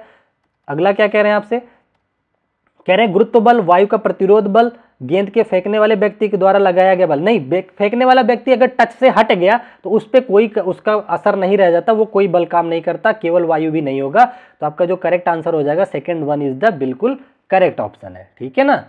आगे बढ़ चलते हैं अगले क्वेश्चन की तरफ। अब देखिए बहुत प्यारा सा क्वेश्चन दे रखा है, क्या कहना चाह रहा है इसको समझते हैं। ज्यादा तेज तो नहीं चल रहा, थोड़ा स्लो कर लेता हूँ, ठीक है। कह रहा है, अपने कमरे के फर्श पर रखी किसी विशाल बॉक्स को सरकाने के लिए रेशमा को निम्नलिखित बलों में से किसे से अधिक बल लगाना पड़ेगा। आप सोचो, जब आपके घर में कोई बॉक्सा ये रखा हुआ है, ठीक है ना, ये बॉक्स रखा हुआ है और आप इसे खिसकाना चाह रहे हैं, इसका मतलब किसे है, स्थैतिक अवस्था में है, तो पहला काम क्या होगा, आप इतना बल लगाओ कि वो अपनी स्थितिक वाले घर्षण से आगे बढ़ सके। तो स्थैतिक घर्षण से अधिक बल उसको लगाना पड़ेगा। बहुत आसान क्वेश्चन है, ठीक है ना। चलो, गुरुत्व का कोई काम नहीं है, विलंब का नहीं, पेशी बल से अधिक कोई काम नहीं है। अगला क्वेश्चन देखिए, आगे क्या कह रहे हैं, यदि किसी सतह पर वस्तु विश्राम अवस्था में है तब उस पर कार्य करने वाला बल के विषय में आप क्या निष्कर्ष निकालेंगे। तो देखो, अगर कोई वस्तु विश्राम अवस्था पे है तो उस पर क्या काम करेगा, मैंने आपको बताया था संतुलित बलों का युग्म काम करेगा, mg नीचे और नॉर्मल फोर्स ऊपर काम करेगा, ठीक है ना। और ये भी हो सकता है कि इस पे मान लो इधर की तरफ अगर कोई फोर्स लग रहा है तो इसके विपरीत इधर भी फोर्स लगेगा, तभी वो स्थिर रहता है, क्योंकि सारे बलों का क्या होता है, विरोध आपस में होकर के बिल्कुल जीरो हो जाता है, नेट बल जीरो हो जाता है। तो यहाँ कह रहे हैं उस पर कोई बल कार्य नहीं करेगा, ये बहुत ही गलत बात कह दिया। तो जहां जहां ए दिख रहा है उसको तो हटा ही दो। अच्छा, बी क्या कह रहे हैं, संतुलित बलों का एक युग्म उस पर कार्य कर रहा है, सही बात है, एन और mg काम कर रहा है। संतुलित बलों के बहुत युग्म पर कार्य कर रहे हैं, ये भी सही हो सकता है। अगर या ये दिया हो या ये चारों दिए हो तो भी आपको ये दोनों सही मानने पड़ेंगे। आपका जो करेक्ट आंसर हो जाएगा बी एंड सी दोनों ही सही है, ठीक है ना। क्यों सही है, हमने बताया ना कि हो सकता है अगर कोई एयर प्रेशर इधर से लग रहा हो तो इधर से भी लग रहा हो तो कैंसिल करेगा, तो नेट फोर्स कई तरीके से लगता है, ठीक है। आगे बढ़ चलते हैं अपने अगले क्वेश्चन की तरफ। नेक्स्ट अब आपका शुरू हो जाता है मैग्नेट, ठीक है ना। अगला चैप्टर जो है आपका चुंबक से है, ठीक है। यहाँ से भी बहुत सारे क्वेश्चन बनते हैं, इसलिए मैंने ले रखा है। तो मैं तो थोड़ा सा इसका बेसिक बताऊंगा, लिखाऊंगा कुछ नहीं, ठीक है ना। तो देखो, मैग्नेट दो तरीके के होते हैं, एक मैन मेड मैग्नेट होता है, एक होता है नेचुरल यानी कि प्राकृतिक मैग्नेट होता है, ठीक है ना। और इनका शेप भी दो तरीके का होता है, एक इस तरह से होता है, NS होता है जिसमें नॉर्थ पोल और साउथ पोल होते हैं, जिसको कि बार मैग्नेट बोला जाता है। एक होता है हार्सशू मैग्नेट, क्या होता है, हार्सशू मैग्नेट, इस तरीके से होता है, ठीक है ना। NS इसमें भी होता है, ठीक है। तो आपसे जो क्वेश्चन पूछता है वो केवल इसी से पूछता है, किससे, बार मैग्नेट से। तो देखिए, अगर विपरीत सतहें हैं, विपरीत पोल हैं, तो एक दूसरे के बीच आकर्षण करेंगे, समान पोल प्रतिकर्षण करते हैं। और क्या है, अगर चाहे वो समान समान N हो चाहे समान समान साउथ हो, दोनों ही प्रतिकर्षण करेंगे। कुछ नियम याद रख लो। कोई भी चुंबक होता है वो चुंबकीय बल रेखाएं निकालता है, ठीक है ना। तो बल रेखाएं कहाँ जाती है, नॉर्थ पोल से निकल करके साउथ में एंटर करती हैं, और अंदर अंदर क्या करती हैं, साउथ से नॉर्थ जाती है। क्या अंदर अंदर कहाँ जाती हैं, साउथ से नॉर्थ, और बाहर बाहर नॉर्थ से साउथ जाती है। ये बहुत पूछता है, ठीक है। और ये एक क्लोज लूप बनाती है, मतलब ये गया, ये घूम करके एकदम लूप बना देता है, तो क्लोज लूप बनाती हैं, सॉरी। और बल रेखाएं ध्रुवों पर अधिकतम होती हैं और बीच में कम पाई जाती हैं। तो ये कुछ बेसिक रूल है, ये आपको पता होना चाहिए। एक और रूल, अगर कोई मैग्नेट है, आप अगर उसे डीमैग्नेटाइज करना चाहते हैं, चाहते हैं कि उसका मैग्नेटिक क्षमता खत्म हो जाए तो उसको जला दीजिए तो भी खत्म हो जाएगा, उसको हथौड़े से पीट डालिए तो भी खत्म हो जाएगा, उसे क्या करेंगे ऊंचाई से पटक दीजिए कई बार तब भी उसका मैग्नेटिज्म क्या हो जाएगा, समाप्त हो जाएगा। ठीक है ना। तो ये बेसिक कुछ रूल होते हैं जो आपको पता होना चाहिए। अच्छा एक चीज़ और मैं बता दूं, पिछली बार मैंने किसी वीडियो में शायद थोड़ा सा मिस्टेक कर दिया था।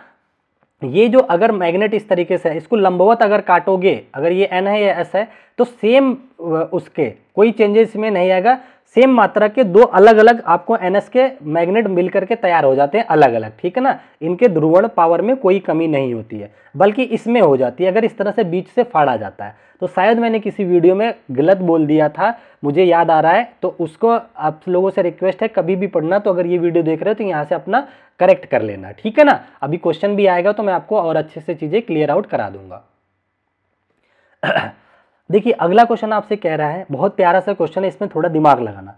कह रहा है संजना के पास 3 चुंबक हैं A B C। चलो 3 चुंबक उसके बना लेते हैं, A हो गया, ये B हो गया, ये C हो गया। ये संजना के पास 3 चुंबक है, एक छोटा कैसे रह गया, इसको बड़ा ही बनाते हैं। ये 3 चुंबक हो गया, इसका मतलब तीनों में NS NS हो गए। ठीक है, आगे क्या कह रहे हैं वो पढ़ते हैं। कह रहे हैं जिनके ध्रुव क्रमशः A1 A2 B1 B2 और C1 C2 अंकित हैं। ये A चुंबक है, ये B चुंबक है, ये C चुंबक है। इनके ध्रुवों के नाम A1 A2 B1 B2 बताए गए हैं। फिर क्या कह रहा है, चुंबक को एक दूसरे के समीप लाने पर निम्नलिखित प्रेक्षण होते हैं। कह रहा है A1 B1 को रिपल करता है, A1 B1 को रिपल करता है अगर, तो इसका मतलब क्या होगा, दोनों सेम सेम होंगे, चाहे दोनों नॉर्थ होंगे चाहे दोनों क्या होंगे, साउथ होंगे। ठीक है ना। तो ये अभी देखते हैं A1, फिर कह रहे हैं अगला कि A1 विकर्षित करता है B1 को, इसका मतलब A1 और B1 विपरीत है, विपरीत पोल हुए ना। ठीक है, फिर कह रहे हैं कि A1 रिपल करता है C2 को, तो A1 और C2 भी विपरीत पोल हो जाएंगे। कह रहे हैं A1 विकर्षित करता है C2 को। ठीक है, आगे एक हमसे बात कह रखी है कि if C1 is north pole, एक काम मिल गया हमें। कह रहे हैं कि अगर C1 नॉर्थ है, C1 हमारा क्या है, नॉर्थ है। ठीक है ना। Then which of the following is true, तो इसमें से चारों में से कौन सा सही है, तो हम सारा ही बता देते हैं। अगर देखो C1 नॉर्थ है तो कह रहा है C2, इसका मतलब C2 क्या होगा, इसका विपरीत होगा, साउथ होगा, सिंपल सी बात है।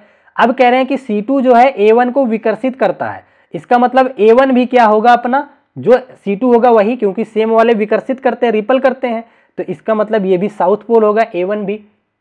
फिर कह रहे हैं A1 C2 को रिपल करता है, ये हो गया। अगला कह रहे हैं A1 विकर्षित करता है B1 को, A1 पता हो गया तो हमें A2 अपने आप पता चल गया कि ये नॉर्थ होगा। फिर कह रहे हैं A1 विकर्षित करता है B1 को, A1 विकर्षित करता है B1 का, इसका मतलब B1 हमारा क्या होगा, जो A1 होगा ये भी साउथ होगा, तो B2 क्या हो जाएगा, नॉर्थ हो जाएगा। ये हमें चारों सबके पोल पता चल गए एक पता होने की वजह से।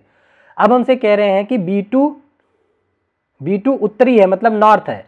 B2 कहाँ है हमारा, B1 साउथ है, A1 दक्षिण ध्रुव है, मतलब साउथ है। A1 देखिए साउथ है, ठीक है, कोई दिक्कत नहीं है। B2 उत्तरी ध्रुव है, B2 तो मिला ही नहीं हमें। अच्छा ये रहा B1 A1 को रिपल करता है, तो समान वाले रिपल करते हैं, तो B1 हमारा S हो जाएगा, इसका मतलब तो B2 तो नॉर्थ होना चाहिए। फिर ये तो B2 उत्तरी नॉर्थ और B1 दक्षिणी ध्रुव है। B1 और A1, सॉरी ये A1 है, A1 जो है आपका दक्षिणी ध्रुव है, A1 दक्षिण साउथ है, सही है। B2 कहाँ है, B2 नॉर्थ है, ये तो मतलब सही दे रखा है फिर तो। ठीक है, आगे देखते हैं इसमें हमसे क्या पूछा है, क्वेश्चन क्या पूछा है ये देखते हैं। चुंबक एक दूसरे के समीप लाए जाने पर निम्नलिखित प्रेक्षण करते हैं, निम्न से कौन सा कथन सत्य है। ठीक है, तो मुझे पहला भी सत्य लग रहा है। फिर कह रहे हैं B1 उत्तरी ध्रुव है, B1 नॉर्थ है, B1 साउथ है, ये तो गलत हो गया। B1 तथा A1 दोनों उत्तरी ध्रुव है, ये भी गलत हो गया आपका।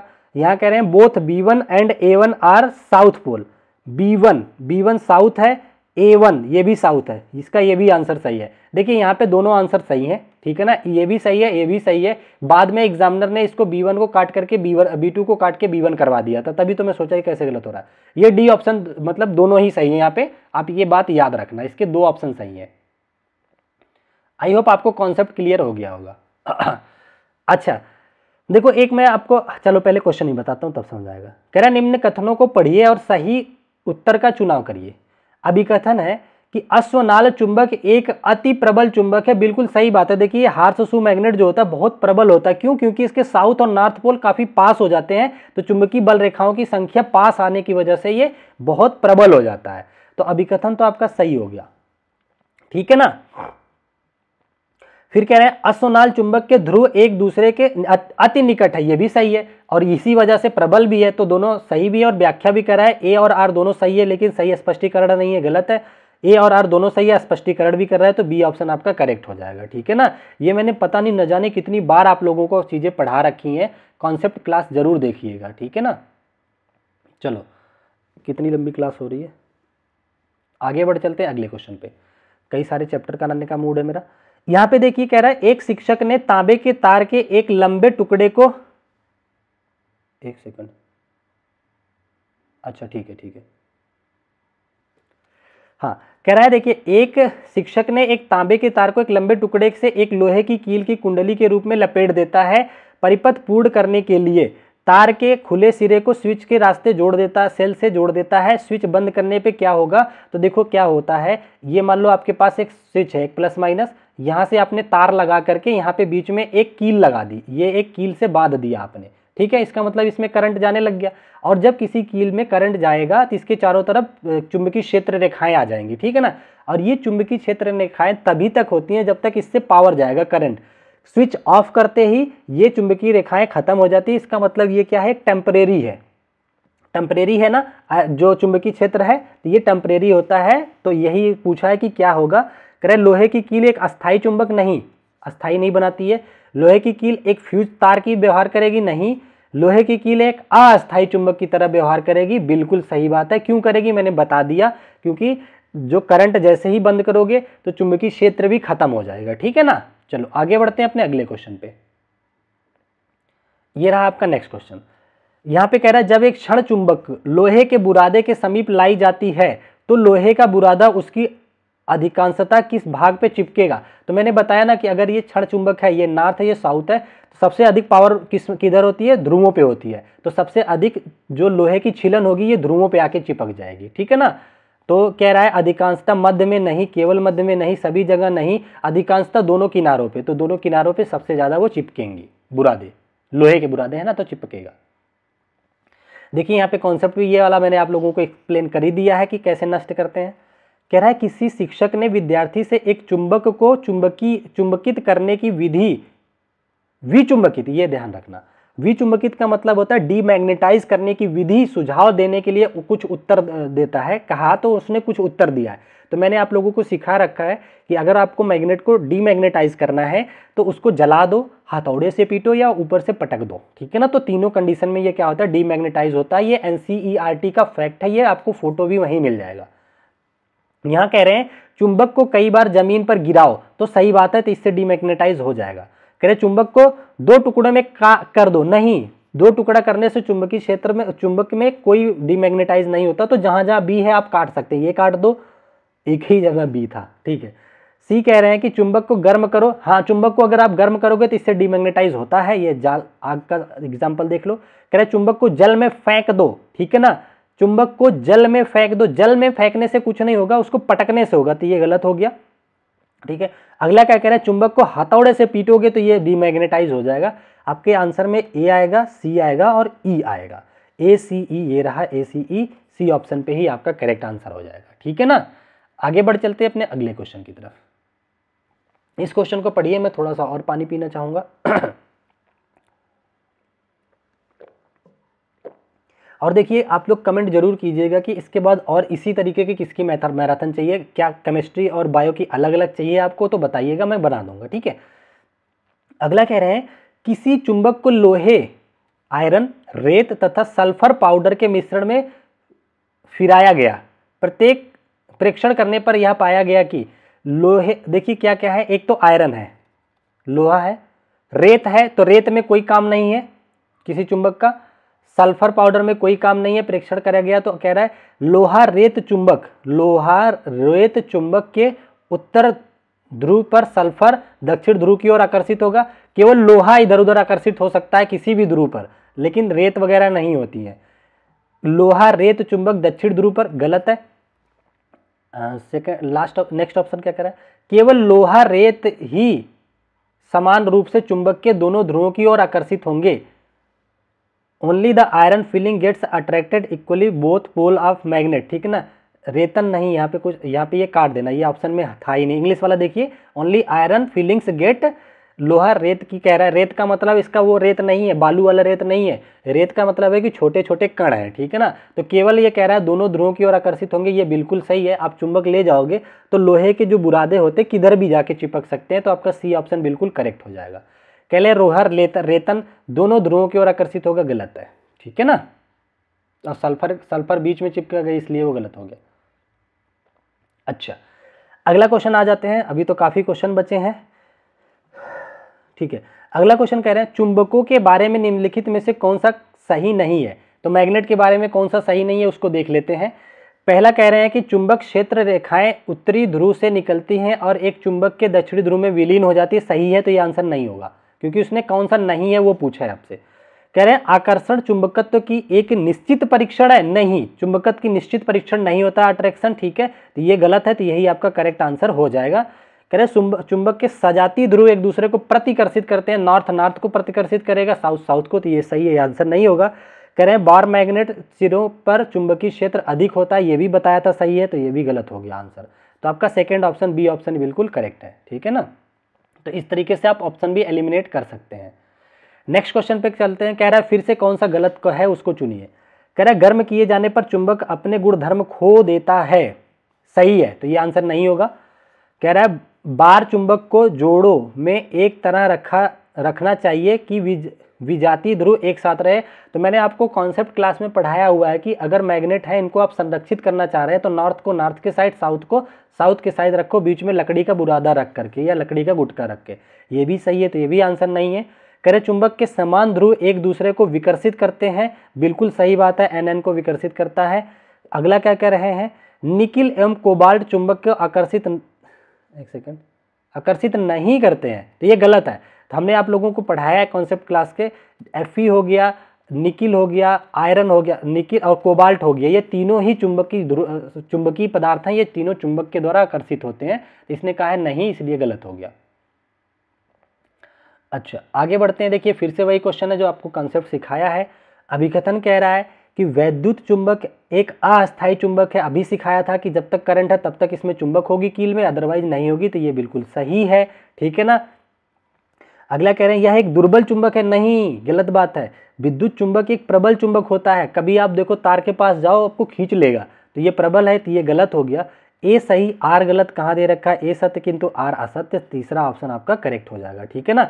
कभी आपको ऐसा तो नहीं लगता कि क्लास में आप लोगों का टाइम वेस्ट हो रहा है, आपको कुछ ना कुछ सीखने को ही मिलता होगा, ठीक है। तो प्लीज़ उस चीज़ को अप्रिसिएट किया करो कमेंट करके कि हाँ सर हमारा टाइम वेस्ट नहीं होता, हमें टू द पॉइंट कंटेंट मिलता है, ठीक है ना, ताकि मैं अपना मोटिवेशन बना के रखूँ।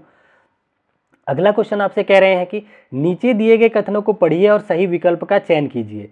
असर्शन आपको दे रखा है कि दो भागों में तोड़े जाने पर चुंबक का अपना चुंबकत्व तो खो देता है, नहीं, तोड़े जाने पे कभी भी चुंबकत्व तो खोता ही नहीं है, ठीक है ना। अच्छा, कह रहा है चुंबक के ध्रुवों पर चुंबकीय क्षेत्र सबसे अधिक प्रबल होता है, ये सही है। तो ए गलत, आर सही, ए गलत, आर सही, लास्ट ऑप्शन में दिया है, यही आपका करेक्ट आंसर हो जाएगा। मैं टाइम वेस्ट नहीं करूंगा, ठीक है। चलो आगे बढ़ चलते हैं अगले क्वेश्चन पे।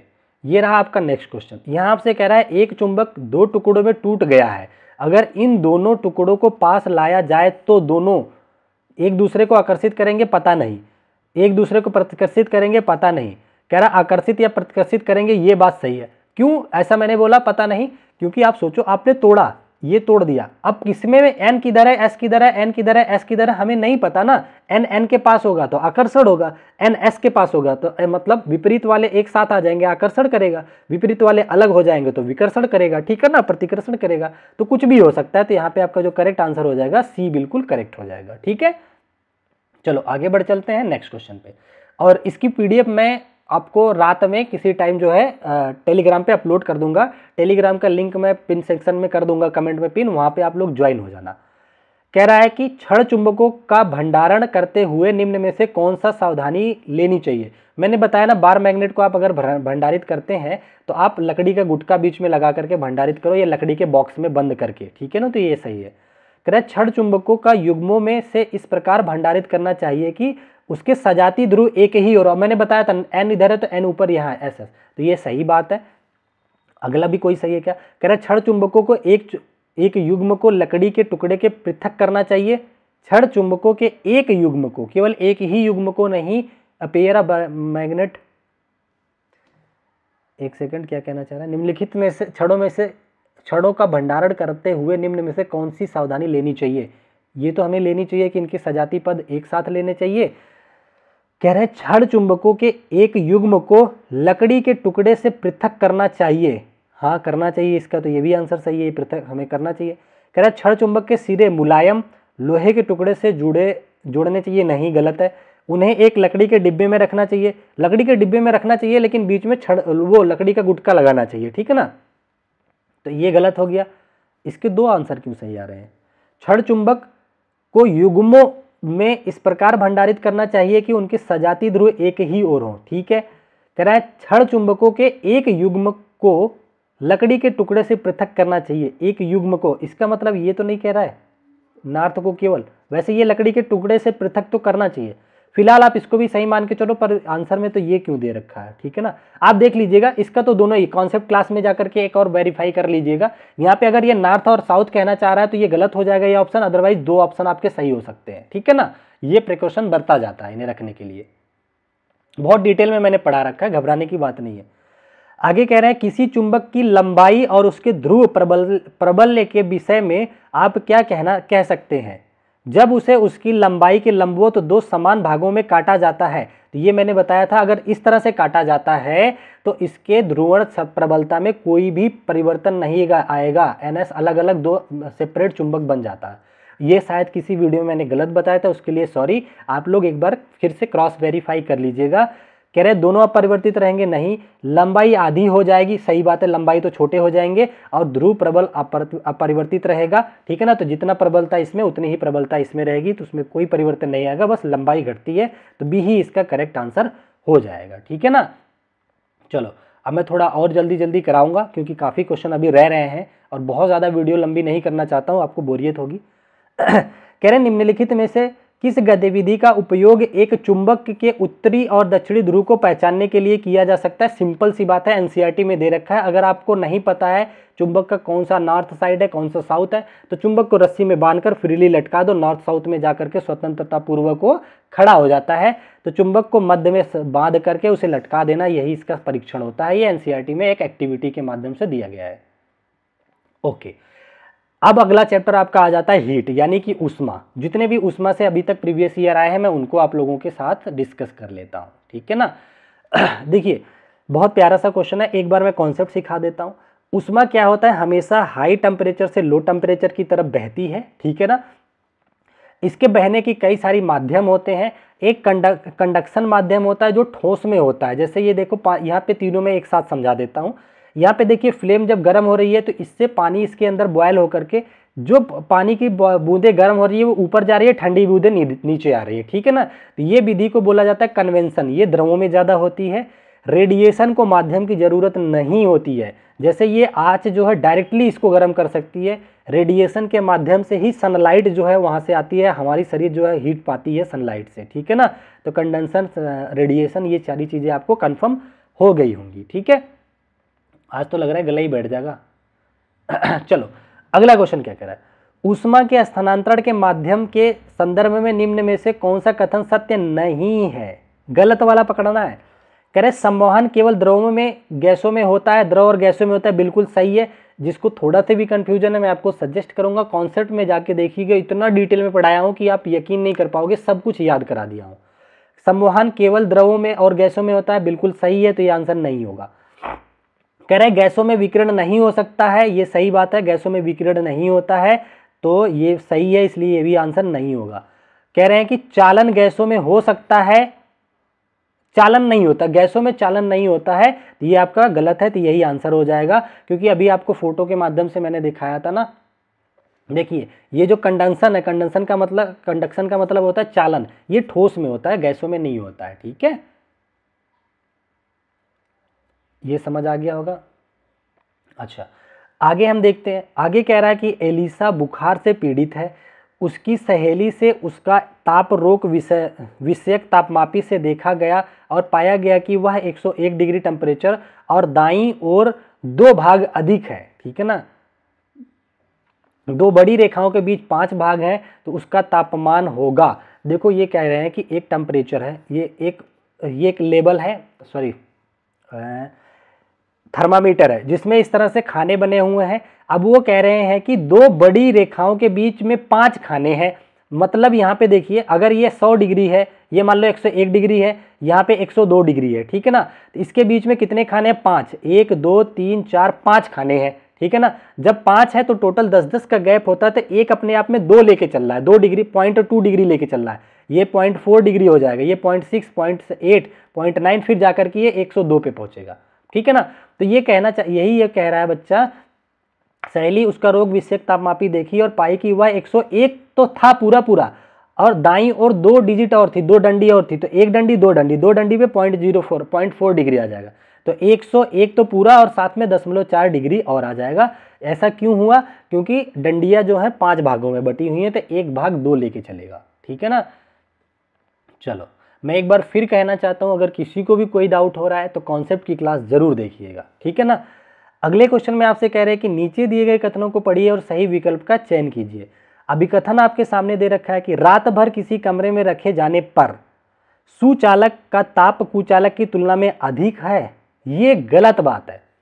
आप टेम्परेचर हमेशा सेम रहेगा, ताप जो है हमेशा सेम रहेगा। अगर एक ही वातावरण में रख रहे हो, एक ही रूम में रख रहे हो, एक ही फ्रिज में रख रहे हो, कहीं पे भी रख रहे हो, तो टेम्परेचर जो दे रखा है वो एकदम सेम रहेगा, बदलेगा ही नहीं। ठीक है ना, अगला कह रहे हैं कि चालकों में ऊष्मा प्रवाह बहुत धीरे से हो जाता है, जो उन्हें गर्म होने का अनुभव करता है।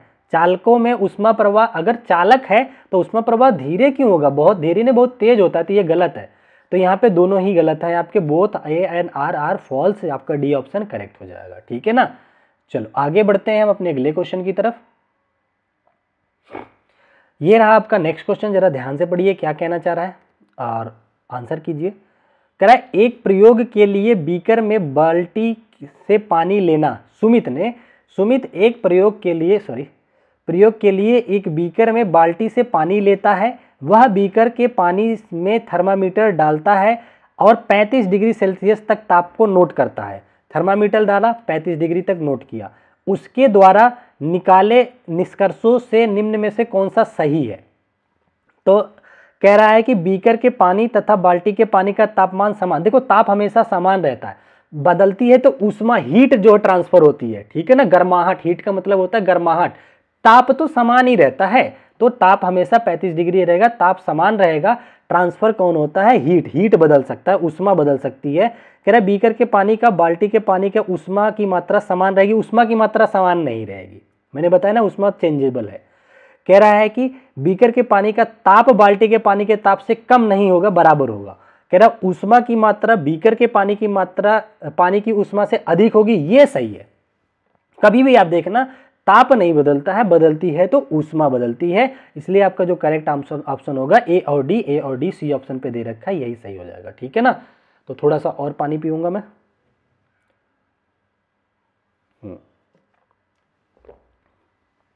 आगे बढ़ चलते हैं। अभी अपने पास 1-2 चैप्टर और रह रहे हैं, उनको भी करना है, हिंदी में लगा लेते हैं। देखो फिर से आ गया क्वेश्चन। कह रहा है हरी रेफ्रिजरेटर में से रात भर रखी गई पानी की से भरी 2 बोतलें निकाला, जिसमें से एक कांच की दूसरी प्लास्टिक की है। बाहर निकालता है, इसके पश्चात तुरंत ही वह प्लास्टिक की बोतल के पानी में थर्मामीटर लगाता है तो 10 डिग्री मापता है। कांच के बोतल के पानी का ताप क्या होगा? देखिए ताप बदलता ही नहीं है, ताप हमेशा फ्रिज में रखी दोनों वस्तुओं का सेम होगा। बस बाहर निकालने पर उसकी हीट जो ऊष्मा है वो जल्दी जल्दी आने जाने लग जाएंगी, कौन सुचालक है कौन कुचालक उसके हिसाब से। तो यहाँ पे ऑलमोस्ट 10 ही रहेगा, ये आपका सही होगा, सी ऑप्शन करेक्ट हो जाएगा। ठीक है, आवाज तो प्रॉपर जा रही है ना? फिर से देखिए वही सेम टॉपिक क्वेश्चन आ गया, एक ही कमरे पे रखी हुई है अलग अलग वस्तुएं, अगर 30 डिग्री टेम्परेचर है रूम का तो इस पे भी ताप हमेशा समान रहेगा। आप पूरा क्वेश्चन पढ़ लीजिएगा, एक ही टाइप के बहुत सारे क्वेश्चन हो चुके। अगला आपसे क्या कहना चाह रहा है, देखिए कह रहा है हवा उष्मा के स्रोत के समीप गर्म हो जाती है तथा ऊपर उठने लग जाती है। हवा प्रौद्योगिकी के आकार इस स्थान से लेती है। इस प्रकार हवा तेल हीटरों से भी गर्म हो जाती है। कौन सी प्रक्रिया द्वारा? हवा देखा मतलब एयर में संवहन होता है, ये आपको पता होगा, ठीक है, यानी कि कन्वेक्शन होता है, तो ये आपको करेक्ट कर लेना है, ठीक है ना। इसको भी आप लोग पढ़ लीजिएगा, ये आपके होमवर्क में मैं रोक देता हूँ, स्क्रीनशॉट लो खुद से पढ़ो। इसका भी आंसर मैं मार्क कर देता हूँ, ए ऑप्शन है, ठीक है ना।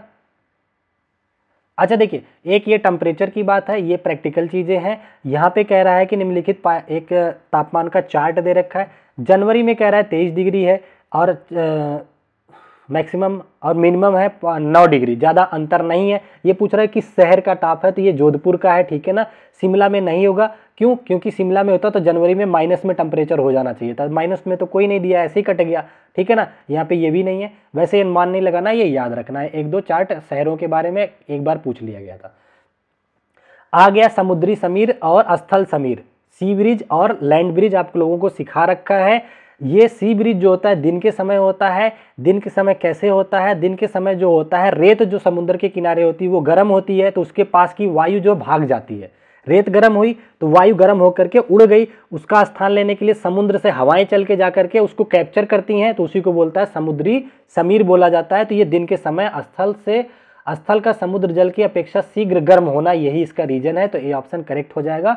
जिसको नहीं पता है वो कॉन्सेप्ट वीडियो देख लीजिए। अगला चैप्टर आ जाता है लाइट, ठीक है ना। और काफ़ी लंबी वीडियो के, देखिए कितना टाइम हुआ, 4:29, ठीक है। लाइट भी आपको करा देता हूँ, उसके बाद इलेक्ट्रिसिटी है, फिर आपका आज का क्लास खत्म हो जाएगा, ठीक है ना। चलो, आप लोग चाहे 2 बार में देखना, पूरा देखना, पर मुझे तो पढ़ाना पड़ेगा मेरे भाई, ठीक है ना। देखिए लाइट में कॉन्सेप्ट मैं अभी सोच रहा हूँ ना बताऊँ, सीधा सीधा मैं क्वेश्चन लेता हूँ, क्वेश्चन के माध्यम से एक एक कॉन्सेप्ट आपको बताता जाऊँगा, ठीक है ना। और जिसको लगता है कि मुझे शॉर्ट वे में ही कॉन्सेप्ट भी पढ़ना है, तो एक माइंड मैप क्लास लगा रखा है हमने, ठीक है, माइंड मैप 2 के नाम से है, वो जाके देख लीजिएगा। फिजिक्स पूरा वहाँ पे हमने पूरे कॉन्सेप्ट को एक साथ पढ़ा रखा है, ठीक है ना। आधे घंटे 45 मिनट की शायद वीडियो है। यहाँ पे कह रहा है प्रकाश के प्रकीर्णन की विधि देखी जा सकती है जब प्रकीर्णन कब होता है? देखो, जब कोई अगर कांच हो, कोई दूसरा माध्यम हो, परावर्तित होकर के प्रकाश किरणें श्वेत प्रकाश मतलब जो सफेद प्रकाश होता है, जब प्रिज्म से निकलता है तब अपने 7 मूल रंगों में टूट जाता है, इसी को बोला जाता है प्रकाश का प्रकीर्णन। ये कब कब कहाँ कहाँ देखा जाता है? तो कह रहे हैं साबुन के बुलबुलों से गुजर करके बिल्कुल बनता है। आप लोगों ने कभी ऑब्जर्व किया होगा, कपड़ा वगैरह अगर धुए होंगे, जो बच्चे बाहर रह के पढ़ रहे हो तो धुले होंगे, देखे होंगे कि बुलबुले जो कभी कभी रंगीन दिखते हैं, ठीक है ना, तो वहाँ पे हो जाता है। सीडी जो आपने देखा होगा, सीडी जो होता है इसका यहाँ पे देखोगे अलग अलग कलर दिखता है, तो यहाँ पे भी होता है। वर्षा की बूंदों में भी होता है। चमकते कांचों पर फोकसित नहीं, यहाँ नहीं होता है। तो ABC इसका करेक्ट आंसर हो जाएगा, पहला ही ऑप्शन पे ABC दे रखा है, ठीक है। चलो जल्दी जल्दी से आगे करते हैं। ये देखिए एक आंखों से, नेत्र से क्वेश्चन आ गया। वैसे नेत्र चैप्टर अभी मैं पढ़ाऊंगा, ये रह रहा है तो उसको पढ़ाऊंगा। फिलहाल ये क्वेश्चन देखते हैं। कह रहा है मानव नेत्र भाग और उसके प्रकार को निम्न में से कौन सा मिलान सही रूप से दर्शाता है? पहला कह रहा है कॉर्निया। कॉर्निया का काम क्या होता है? कॉर्निया एकदम आगे का होता है, जहां से प्रकाश किरणें प्रवेश करती हैं आंख के अंदर। नेत्र में प्रवेश करने वाले प्रकाश की मात्रा नियंत्रित नहीं करता है, और इसका मतलब प्रकाश प्रवेश करता है तो 1-5, तो ए जो है 5 से मिलेगा, ए 5 से यहाँ मिल रहा है, ये 4 से, ये काट दो, ये काट दो, 3 से काट दो। एक ही ऑप्शन है आपका करेक्ट आंसर हो गया, बाकी आप मिलान कर लीजिए। बी आपका मिलेगा 4 से, मतलब तारिका, तारिका का मतलब होता है आइरिस, ये मिल रहा है आपका 4 से। इससे प्रकाश नेत्र में प्रवेश करता है, ठीक है ना, इससे प्रकाश नेत्र में प्रवेश करता है, इससे भी प्रकाश नेत्र में प्रवेश करता है। Help to focusing the light at broadcast, यहाँ पे इंग्लिश वाला देख लीजिए, प्रकाश प्रवेश तो केवल इससे करता है, ये हेल्प करता है फोकस्ड बनाने में, ठीक है ना। तभी तो मैं कहा हिंदी में इसमें कम लिख रखा है, तो आप छोड़ दीजिए, यहाँ पे देख लीजिएगा ये वाला मैच कर रहा है, ये 5 से, ठीक है ना। तो ये आंसर के हिसाब से आप मैच कर लो। अगर आपको एक भी कॉन्फिडेंटली याद है तो आप बाकी मैच करा दोगे, ठीक है ना। तो मैं सारा नहीं करा रहा, आप ऑप्शन देख के खुद करा लीजिएगा। अगला क्या दे रखा है आपको? कह रहा नीचे दिए गए कथन को पढ़िए, सही विकल्प पहचानिए। आभासी प्रतिबिंब स्क्रीन पर प्राप्त नहीं किया जाता है, बिल्कुल सही बात है। आभासी स्क्रीन पर नहीं लिए जाते हैं, वास्तविक लिए जाते हैं। कह रहे हैं आभासी प्रतिबिंब उन बिंदुओं पर बनते हैं जहां वे प्रवेश की किरणें अपसारित होती, प्रतीत होती। हाँ, तो प्रतीत होती हैं तभी अपसारी बन रहा है, आभासी बन रहा है। तो ये भी कारण भी सही है और ये इसका एक्सप्लेनेशन भी है। आभासी प्रतिबिंब सदैव सीधा होता है, गलत बात है। सॉरी, आभासी प्रतिबिंब सदैव सीधा होता है ना, हाँ सही है, ये भी सही है। तो R1 R2 तीनों सही हैं, R1 R2 आर करेक्ट। अब ए जो है केवल इसको एक्सप्लेन कर रहा है, R1 ए को एक्सप्लेन कर रहा है, R2 नहीं कर रहा है। इसकी वजह से पर्दे का कोई लेना देना नहीं है इस वाले कारण से। तो आपका पहला ही ऑप्शन बिल्कुल करेक्ट हो जाएगा, ठीक है ना। चलो जल्दी जल्दी करते हैं थोड़ा सा। सॉरी, कह रहा है वह कारक जिस पर किसी वस्तु के प्रतिबिंब का निर्माण निर्भर नहीं है, वस्तु का प्रतिबिंब का निर्माण निर्भर नहीं है, वह कौन सा कारक हो सकता है। तो देखिए वस्तु के आकार पे भी निर्भर करता है, तो यह आंसर नहीं होगा। प्रकाश स्रोत की वस्तु पे, ये भी नहीं होगा। प्रकाश के स्रोत के सापेक्ष वस्तु की स्थिति, ये भी कारक है, तो ये भी नहीं होगा। वस्तु का रंग से कोई मतलब नहीं होता है इमेज फॉर्मेशन में, ठीक है ना। रंग तो ब्लैक एंड व्हाइट रहे, कोई भी रहे, चल जाता है। अच्छा, एक देखिए माइंड मैप में मैंने इसको डायरेक्ट भी करा रखा है, आपको अगर याद होगा तो इसमें कह रहा है कि एक लेजर टार्च से प्रकाश को एक एक करके निम्नलिखित पर डाला जाता है। पहला प्रिज्म पे डाला गया, दूसरा कांच स्लैब पर। ए और दोनों में क्या परिघटनाएं होंगे। तो देखो जब प्रकाश एक माध्यम से दूसरे माध्यम में जाता है तो उसको बोला जाता है क्या, अपवर्तन, अपवर्तन बोला जाता है। तो देखिए प्रिज्म वाले में भी अपवर्तन हो रहा है, कांच के ग्लास में भी अपवर्तन हो रहा है, क्योंकि दोनों में एक माध्यम से दूसरे में जा रहा है। परावर्तन तब होता है जब अपने ही माध्यम में आ जाता है, प्रकीर्णन यहाँ पे होगा नहीं, ठीक है ना। प्रकीर्णन में केवल बिखराव से कंडीशन की बात करें, यहाँ दोनों में पूछा है कौन सी परिघटनाएं होंगी, तो दोनों जो है अपवर्तन में होती है। प्रकीर्णन तो केवल एक जगह हो सकता है, ठीक है ना। तो दोनों के लिए हमारा एक ही ऑप्शन सही है, कौन सा, अपवर्तन, ठीक है ना। ए में भी अपवर्तन है और बी में भी, दोनों में अपवर्तन है। यहाँ एक में अपवर्तन कह रहा है, एक में प्रकीर्णन नहीं, अपवर्तन प्रकीर्णन नहीं। आपका जो करेक्ट आंसर है फोर्थ है। ये माइंड मैप में भी मैंने कॉन्सेप्ट सिखा रखा है। अच्छा, ये बड़ा प्यारा क्वेश्चन दे रखा है। यहाँ पे देखिए आपको मैं बता दूं, अगर किसी भी सतह पर कोई भी किरण जिस कोण से आती है उसी कोण से निकल जाती है, फिर सतह चाहे जैसी भी हो मैटर नहीं करता, याद रखना, ठीक है ना। ये वही कह रहे हैं कि आरेखों में दर्शाया गया S1 S2 S3 प्रकाश गिर रही हैं, प्रकाश किरणें गिर रही हैं, पृष्ठ जिन पर आपतन कोण परावर्तन कोण के बराबर है, कौन सा होगा। तो सभी पृष्ठों पे आपतन और परावर्तन बराबर होंगे, चाहे पृष्ठ टेढ़ा मेढ़ा हो चाहे सीधा हो, इस पे नहीं जाना होता है। तो सभी हो जाएगा इसका करेक्ट आंसर, तीनों पे, ठीक है ना। अगला क्वेश्चन आपसे कह रहा है, एक समतल दर्पण के सामने एक पुस्तक रखी है, प्रेक्षणकर्ता पुस्तक के पीछे खड़ा है, इस पुस्तक का प्रतिबिंब दर्पण के पीछे बनेगा और यह कैसा बनेगा, सीधा बनेगा। समतल दर्पण है तो सीधा बनता है, समान दूरी पर बनता है, वस्तु दर्पण से क्या दूरी और वस्तु के दर्पण के बीच समान होती है। तो इसका सेकंड ऑप्शन है, आप खुद पढ़ लीजिएगा, ठीक है ना। अगला क्वेश्चन देखिए क्या कह रहा है। Now I am feeling tired. मैं सोच रहा हूँ अब ये क्लास ना मेरे से आवाज़ नहीं निकल रही, मैं सोच रहा हूँ यहीं रह दूँ। एक्चुअली क्या है ना, मुझे ऑफलाइन क्लासेस ज़्यादा लेने हैं, तो मतलब लेता हूँ, तो मुझे आदत हो गई है ज़्यादा तेज़ बोलने की ऑफलाइन की वजह से। हालांकि माइक जो है कवर कर लेता है, अगर मैं स्लो भी बोलूं तब भी आप तक आवाज़ पहुंच जाएगी, लेकिन ये एक होती ना हैबिट में आ गया है कि ऑफलाइन की वजह से कि बच्चों को ज़्यादा सुनाई दे। पहले माइक कम थे जब एक स्कूल में पढ़ाया था, तो इस वजह से थोड़ा दिक्कत हो जाती है। तो कोई दिक्कत नहीं है, ये बातें मैं इसलिए बता रहा हूँ क्योंकि अगर जो बच्चा यहाँ तक वीडियो देख रहा है वो चीज़ें समझ सकता है, वो फीलिंग्स को समझ सकता है। शुरुआत में ऐसी बातें मैं कभी नहीं करता कि उसमें बहुत सारे बच्चे देख के चले जाते हैं, तो उनका कुछ भी कमिटमेंट हो सकता है। फिलहाल कोई नहीं, अपने अगले क्वेश्चन पे आते हैं। कह रहा है माध्यम ए माध्यम बी से प्रकाशीय रूप से अधिक सघन है, ठीक है, निम्नलिखित में से कौन सा कथन सही है। आपको मैं बता दूं, अगर एक ये माध्यम है, ये मान लो कांच का है, ग्लास है, ठीक है, और ये एयर है, ये विरल हो गया एयर वाला, ये सघन हो गया। जब भी यहाँ पे नॉर्मल होती है, जब भी प्रकाश किरण विरल से सघन में आती है तो इसका इधर मुड़ जाती है, नॉर्मल की तरफ मुड़ जाती है और स्पीड स्लो हो जाती है, ये याद रखना। कह रहे हैं माध्यम बी की अपेक्षा ए में प्रकाश की गति अधिक होगी, नहीं, बी की अपेक्षा में प्रकाश की गति अधिक होगी। क्या कह रहे हैं, माध्यम ए माध्यम बी के प्रकाश स्रोत से अधिक सघन है। ए अगर अधिक सघन है तो जो सघन अधिक होगा उसमें गति कम होगी, तो इसने बी सघन बताया तो इसलिए कम होगी। कह रहा माध्यम ए की अपेक्षा बी में प्रकाश की गति अधिक होगी, ये सही है क्योंकि बी को इसने विरल बोला है, पढ़ो क्वेश्चन को, कह रहा है ए जो है अधिक सघन है, ठीक है ना, तो ये बिल्कुल सही है आपका आंसर, ठीक है ना। तो मैंने कॉन्सेप्ट बता दिया। और अगर ये भी कहता है कि अगर अविलंब की तरफ कहाँ मुड़ता है, तो विरल से सघन में जाते टाइम अविलंब की तरफ मुड़ता है, ठीक है ना। जिसको अगर कॉन्सेप्ट क्लियर नहीं है वो कॉन्सेप्ट की वीडियो जाके देख लो, कई बार बोल दिया ये बातें मैंने। अच्छा, कह रहा है किसी बिंब यानी कि वस्तु को किसी उत्तल लेंस के सामने इस प्रकार रखा गया है कि उसका वास्तविक प्रतिबिंब लेंस की दूसरी ओर बनता है। यदि उत्तल लेंस के ऊपरी भाग को कल अप्रदर्शित कागज से ढक दिया जाए तो क्या होगा। देखो सिंपल सा ये कह रहा है, एक ये उत्तल लेंस ऐसा बनता है, ठीक है ना। ये कह रहे हैं कि अगर मैं इसको आधा कागज से ढक दूं तो इसके सामने रखी हुई वस्तु पर के प्रतिबिंब पर क्या प्रभाव पड़ेगा। तो देखिए प्रभाव कुछ नहीं पड़ेगा, अभी भी इमेज फॉर्मेशन होता है। एक यहाँ से आप लेके रे चले जाओ। अच्छा, यहाँ पे देखिए क्या कह रहा है, एक रे ना यहाँ से रे पेज क्यों खिसक रहा है, एक रे यहाँ से जाएगा, यहाँ चला जाएगा, एक रे जो है पैर और आपको गुजारना पड़ेगा कौन सा, 2 रेज चाहिए होती है ना, पैरेलल जाता है, यहाँ से चला आता है, ठीक है। तो इमेज फॉर्मेशन देख लेना, इससे कुछ नहीं होता है, इससे इसकी शार्पनेस केवल घट जाती है, इमेज उतना शार्प नहीं बन पाता क्योंकि यहाँ पेंट कर चुका है। तो शार्पनेस ऑफ द इमेज क्या होता है, रिड्यूस हो जाता है। तो चौथा ही ऑप्शन करेक्ट हो जाता है, प्रतिबिंब की तीव्रता घट जाती है, ठीक है ना। तो ये क्वेश्चन सेम क्वेश्चन मैंने आप लोगों को करा रखा है कॉन्सेप्ट वाली वीडियो में। अच्छा, थोड़ा सा आगे बढ़ाते हैं सेशन को, ठीक है।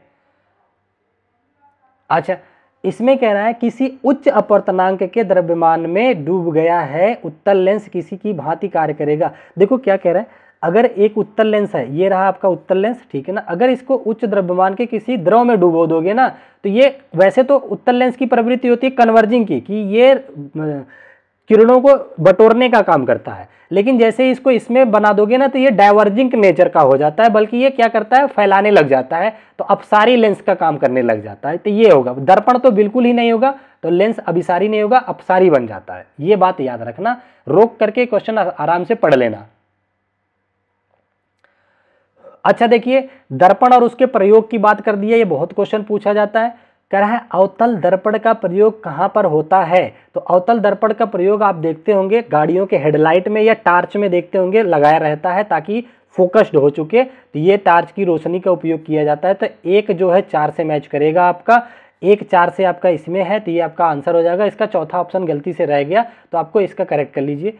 बी कह रहा है अवतल लेंस कहाँ इस्तेमाल होता है, तो 3 में, निकट दृष्टि दोष में आपको देखा होगा ये इस्तेमाल किया जाता है। उत्तल दर्पण कहाँ जाता है, बड़ी बड़ी वाहनों को देखने के लिए किया जाता है, तो सी जो है आपका 1 में हो जाएगा। या बड़ी मीनार को देखने के लिए उत्तल दर्पण यूज किया जाता है गाड़ियों के साइड मिरर में, समझ गए होंगे।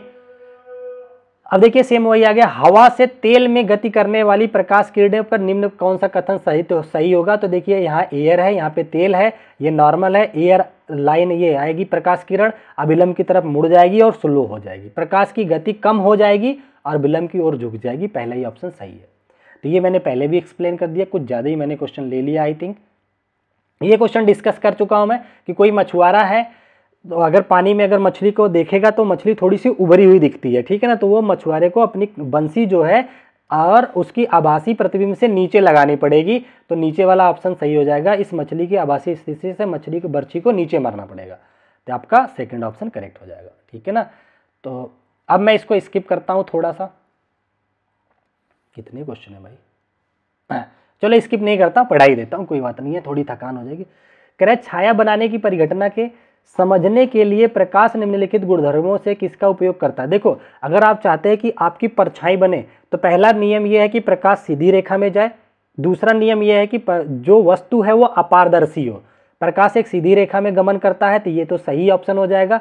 प्रकाश उच्च चाल से कोई मतलब होता, रंगों से कोई मतलब होता, प्रकाश अपारदर्शी वस्तु, ये सही है। तो ए डी इसका करेक्ट आंसर हो जाएगा, जो कि सेकंड पे दे रखा है। परछाई का वही कॉन्सेप्ट हमने आपको सिखा रखा है। ये बड़ा प्यारा क्वेश्चन है न्यूमेरिकल। कह रहा है यदि अभिलंब और आपतित किरण के बीच 30 डिग्री का कोण है, तब आपतित और परावर्तित किरण के बीच क्या कोण होगा। देखो अगर ये मान लो एक फर्श है, ये अभिलंब है, एक प्रकाश किरण इधर से आई 30 डिग्री पे, नॉर्मल के साथ इसने आपतित किरण 30 डिग्री का कोण बना लिया, ये 30 का हो गया, ठीक है ना। तो जब ये परावर्तित होगी तो भी 30 से ही निकलेगी नॉर्मल के साथ। पर इसने हमसे पूछा है आपतित और परावर्तित के बीच कितना होगा, तो आपतित ये रही, परावर्तित ये रही, तो बीच का हो गया 30 30 60 का हो गया। सिंपल सा कॉन्सेप्ट है, तो पहला ही ऑप्शन आपका करेक्ट हो गया। ठीक है ना, स्पीड में चल रहा हूं ना, ठीक है। अगला कह रहे हैं समतल दर्पण में बनने वाले प्रतिबिंब को के संबंध में नीचे दिए गए कथन में से कौन सा कथन सत्य है। समतल दर्पण का एक ही सिंपल सा रूल होता है कि जितनी दूरी पे वस्तु उतनी दूरी पे इमेज, जितना बड़ा वस्तु उतनी बड़ी इमेज, और आभासी बनता है, वस्तु से पीछे बनता है। ठीक है ना, तो कह रहे हैं कि प्रतिबिंब का आकार वस्तु के आकार से बड़ा नहीं, वस्तु के बराबर होता है। और कह रहे हैं प्रतिबिंब वस्तु की दूरी समान दूरी पर बनता है, सही है। प्रतिबिंब पार्श्व बनता है, पार्श्व का मतलब है आप शीशे के सामने खड़े हो जाए तो आपका जो दाहिना हाथ है वो बाईं तरफ, बायां हाथ दाहिनी तरफ दिखता है, इसको पार्श्व बोला जाता है। तो ये भी सही है। कह रहा प्रतिबिंब आभासी होता है, सही है। तो बी सी डी आपका करेक्ट हो जाएगा, ये रहा थर्ड ऑप्शन। ठीक है ना, चलो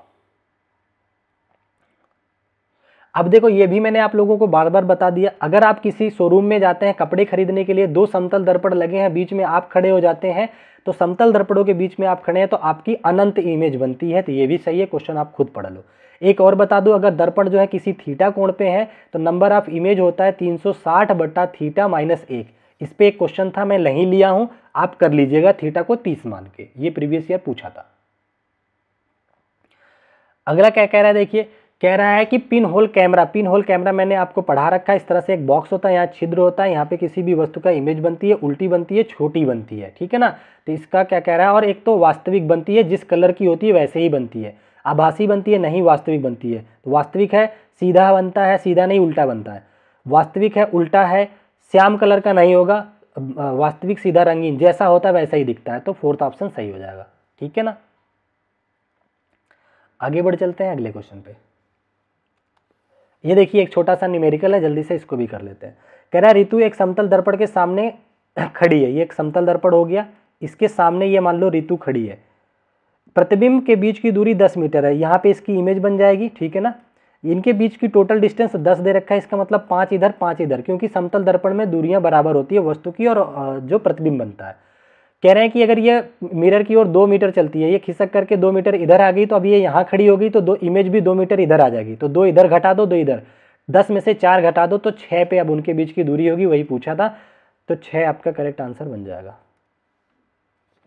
फोर्थ ऑप्शन। ठीक है ना, अच्छा अगला क्वेश्चन है, देखिए कह रहा है परछाई किस प्रकार बनती है, इस अवधारणा को पेश करने के लिए निम्नलिखित में से कौन सा सबसे उपयुक्त साधन है। एक पेरिस्कोप नहीं, पेरिस्कोप क्या काम करता है, उसका अलग काम है। एक सूक्ष्मदर्शी कैमरा नहीं। धूप घड़ी, देखिए धूप घड़ी क्या होती है, इस तरह से बड़े से डंडा लगा होता है, जब इस पर धूप पड़ता है तो इसकी परछाई बनने लगती है, तो धूप घड़ी ज़्यादा सहायक होगी परछाई के लिए, जलती हुई मोमबत्ती भी नहीं होगी। ये लास्ट क्वेश्चन है हीट का, उसके बाद इलेक्ट्रिसिटी है, जल्दी जल्दी इसको भी कंप्लीट करेंगे। कह रहा है, सॉरी थोड़ा सा और पानी पी लो।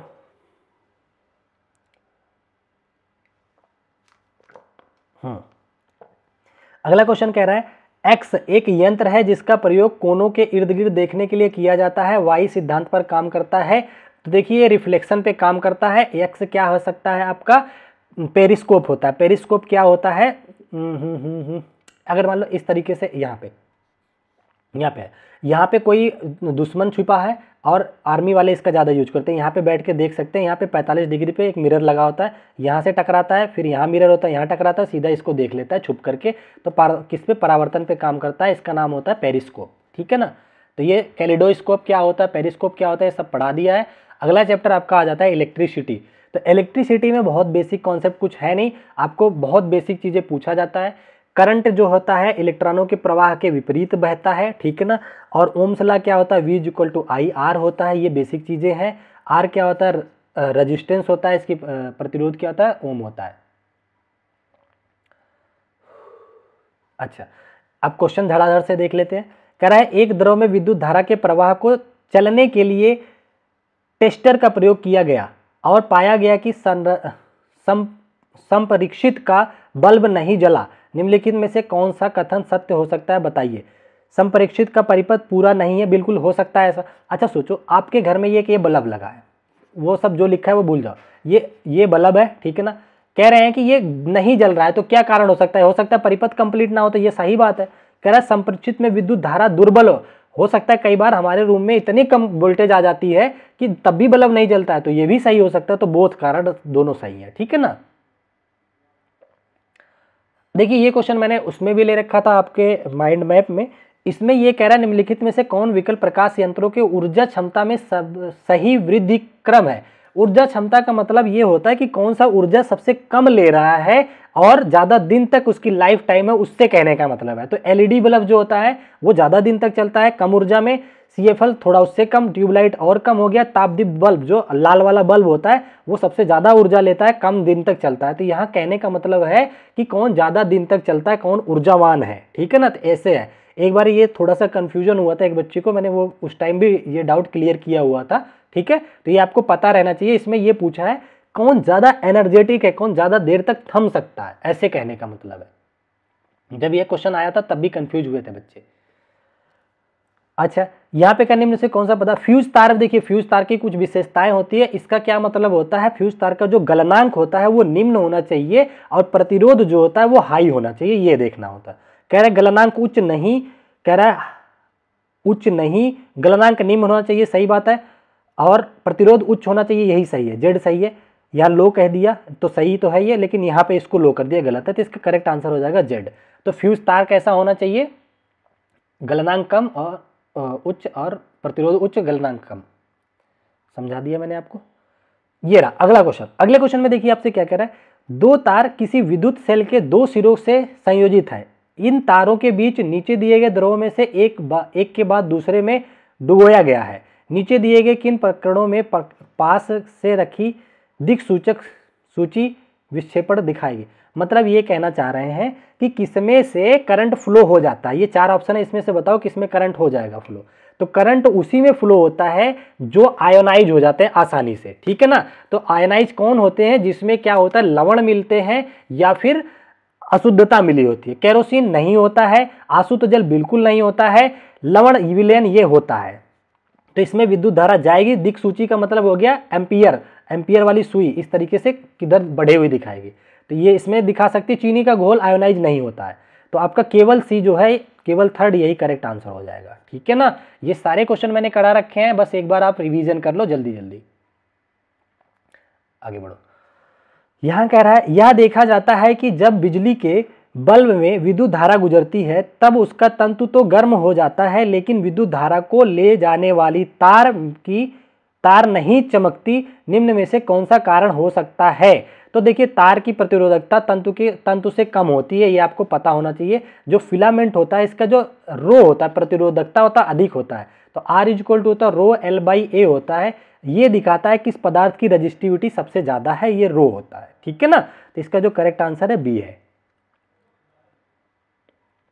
एक देखिए आपके सामने न्यूमेरिकल दे रखा है, इसको मैं सॉल्व नहीं करूंगा। इसका आंसर जो है 8/9 आया था। कह रहा है नीचे निम्न न्यूनतम प्रतिरोध के बीच का अंतर जो कि 1/3 ओम के तीन प्रतिरोधों को जोड़ने पर दिया गया। देखिए अधिकतम कब होता है, जब रजिस्टर को सीरीज में जोड़ा जाता है। सीरीज का फार्मूला होता है R1 + R2 + R3। न्यूनतम कब होता है, जब रजिस्टर को 1/R1 + 1/R2 + 1/R3 में जोड़ा जाता है, मतलब पैरेलल में जोड़ा जाता है, ठीक है। तो ये आपको बात याद रखनी चाहिए। एक बार R निकालने के लिए 1/3 + 1/3 + 1/3 कर लेना, इसका आंसर जोड़ करके 1 आ जाता है। एक बार 1/R करोगे तो इसका आंसर जो आ जाएगा आपका 9 आ जाता है, ठीक है ना। फिर जब R निकालोगे तो 1/9 आ जाएगा। कितना आ जाएगा, 1/9 आ जाएगा। अरे पेन क्यों नहीं चल रहा, 1/9 आ जाएगा, ठीक है। अब जब अंतर करोगे अधिक में से कम का, तो 1 - 1/9 करोगे तो 9 × 9, 9 में से 1 गया 8, 8/9 इसका आंसर हो गया। लो मैंने सॉल्व भी कर दिया, ये 8/9 आपका आंसर बन जाता है। अगला कह रहा है निम्नलिखित कथनों को पढ़िए, सही विकल्प बताइए। अभिकथन कह रहा है विद्युत धारा एक सदिश राशि है, ये गलत बात है। इसमें एक बड़ा इंटरेस्टिंग फैक्ट है। क्या फैक्ट है कि विद्युत धारा जो है इसको रखा तो जाता है अदिश में, इसलिए तो ये गलत है, सदिश बोला है। लेकिन उसके पास दिशा होती है। विद्युत धारा वह राशि है जिसके पास परिणाम के साथ साथ दिशा भी होती है, लेकिन फिर भी वो अदिश में काउंट होता है, इसलिए ए गलत है, परंतु आर सही है। एक अजीबोगरीब कहानी है, इसको याद रख लो, ठीक है ना। कई बार मैंने ये बात बता रखी है और कई जगह देखने को भी मिल जाएगा। अगले क्वेश्चन में कह रहा है जब धात्विक चालक में विद्युत धारा प्रवाहित होती है तो चालक में उत्पादित ऊष्मा की मात्रा उसके पर निर्भर करती है। ऊष्मा किस पे पदार्थ की लंबाई और मोटाई पर निर्भर करती है। देखिए हमने आप लोगों को बता रखा है R = ρL/a, तो वो आपको पता होना चाहिए फार्मूला। अब जल्दी जल्दी करूंगा। कह रहा है यदि संयोजक तार नहीं है, सोचो आप कोई परिपथ कंप्लीट कर रहे थे, आपका तार घट गया, इस बीच में कौन सी चीज आप इस्तेमाल कर सकते हैं। पेपर कुचालक है, रबड़ कुचालक है, लकड़ी कुचालक है, ब्लेड लगा सकते हो, ये सुचालक है। तो इसका करेक्ट आंसर क्या हो जाएगा, ब्लेड। क्वेश्चन रोक के पढ़ लो, ठीक है ना, बहुत आसान है, कई बार बता चुका मैं। अच्छा, अगला क्वेश्चन देखिए क्या कहना चाह रहा है। नेक्स्ट क्वेश्चन में आपसे कह रहा है कि अमृता, फिर से देखिए उसी कॉन्सेप्ट पे बेस ये भी क्वेश्चन है।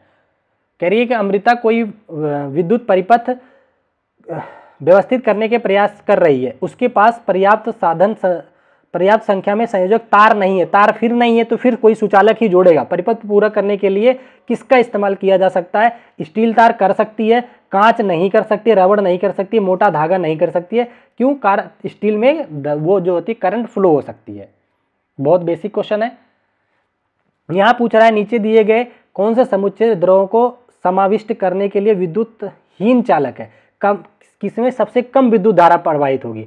जो कम आयोनाइज होंगे वो कम विद्युत धारा प्रवाहित करेंगे। आसुत जल है तो कम आयोनाइज होता है।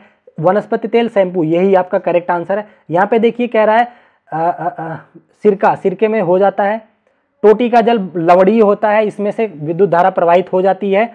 यहाँ पे फिर देखिए लवणी आ गया, तो ये सारे जो साल्टी होते हैं इसमें से विद्युत धारा प्रवाहित हो सकती है। तो हीन चालक का मतलब हो गया जिसमें से कम जाए, तो शैम्पू और तेल और डिस्टिल्ड वाटर। एक देखिए अब इलेक्ट्रिसिटी का कॉन्सेप्ट खत्म हो गया। एक मोशन चैप्टर से ये क्वेश्चन था, इसको मैं करा देता हूं, इसके बाद हम लोग खत्म कर लेंगे। कह रहा है गति के निम्नलिखित में से किसमें तय की गई दूरी और विस्थापन समान होता है। देखिए दूरी और विस्थापन तभी समान होगा जब ए और बी एक ही दिशा हो, एकदम शॉर्टेस्ट सीधी लाइन हो। सीधी सड़क पर दूरी और दिशा विस्थापन दोनों समान होता है। विस्थापन होता है शॉर्टेस्ट डिस्टेंस और दूरी होती है पूरी की पूरी डिस्टेंस। तो जब शॉर्टेस्ट और लॉन्गेस्ट दोनों एक ही रास्ता हो जाए उस कंडीशन में क्या होता है, विस्थापन और दूरी दोनों समान हो जाती है। तो आई थिंक ये आज का आपका आखिरी क्वेश्चन था। हाँ ये आखिरी क्वेश्चन था, जैसा मैंने कहा वैसा कर लिया। लगभग 90 के आसपास क्वेश्चन होंगे या 90-92, आप लोग देख लीजिएगा। और अच्छे से यहाँ तक अगर कर लिया है आपने तो बहुत ब्रिलियंट छात्र हो आप लोग। 100% अपने आप को 120 के आसपास रखो। और जो लोग बिल्कुल नए हैं, केवल यही वीडियो देख रहे हैं, वो भी अपने को पास की कैटेगरी में चुन लीजिए, ठीक है ना। ये मेरा ब्लेसिंग्स है आपके साथ, ठीक है। तो चलिए आज की वीडियो यहीं तक रखते हैं। बाकी कैसा लगा आप लोगों को कमेंट जरूर कीजिएगा। क्या आप लोग चाहते हैं कि मैं केमिस्ट्री और बायो का भी ऐसे ही लेके आऊँ, तो आप लोग उस चीज़ को कमेंट के माध्यम से बता सकते हैं। तो आज की क्लास को हम लोग यहीं रखते हैं। तो चलिए ठीक है, bye bye, take care, thank you so much. पढ़ाई करते रहिए, एग्जाम बहुत पास है। जय हिंद।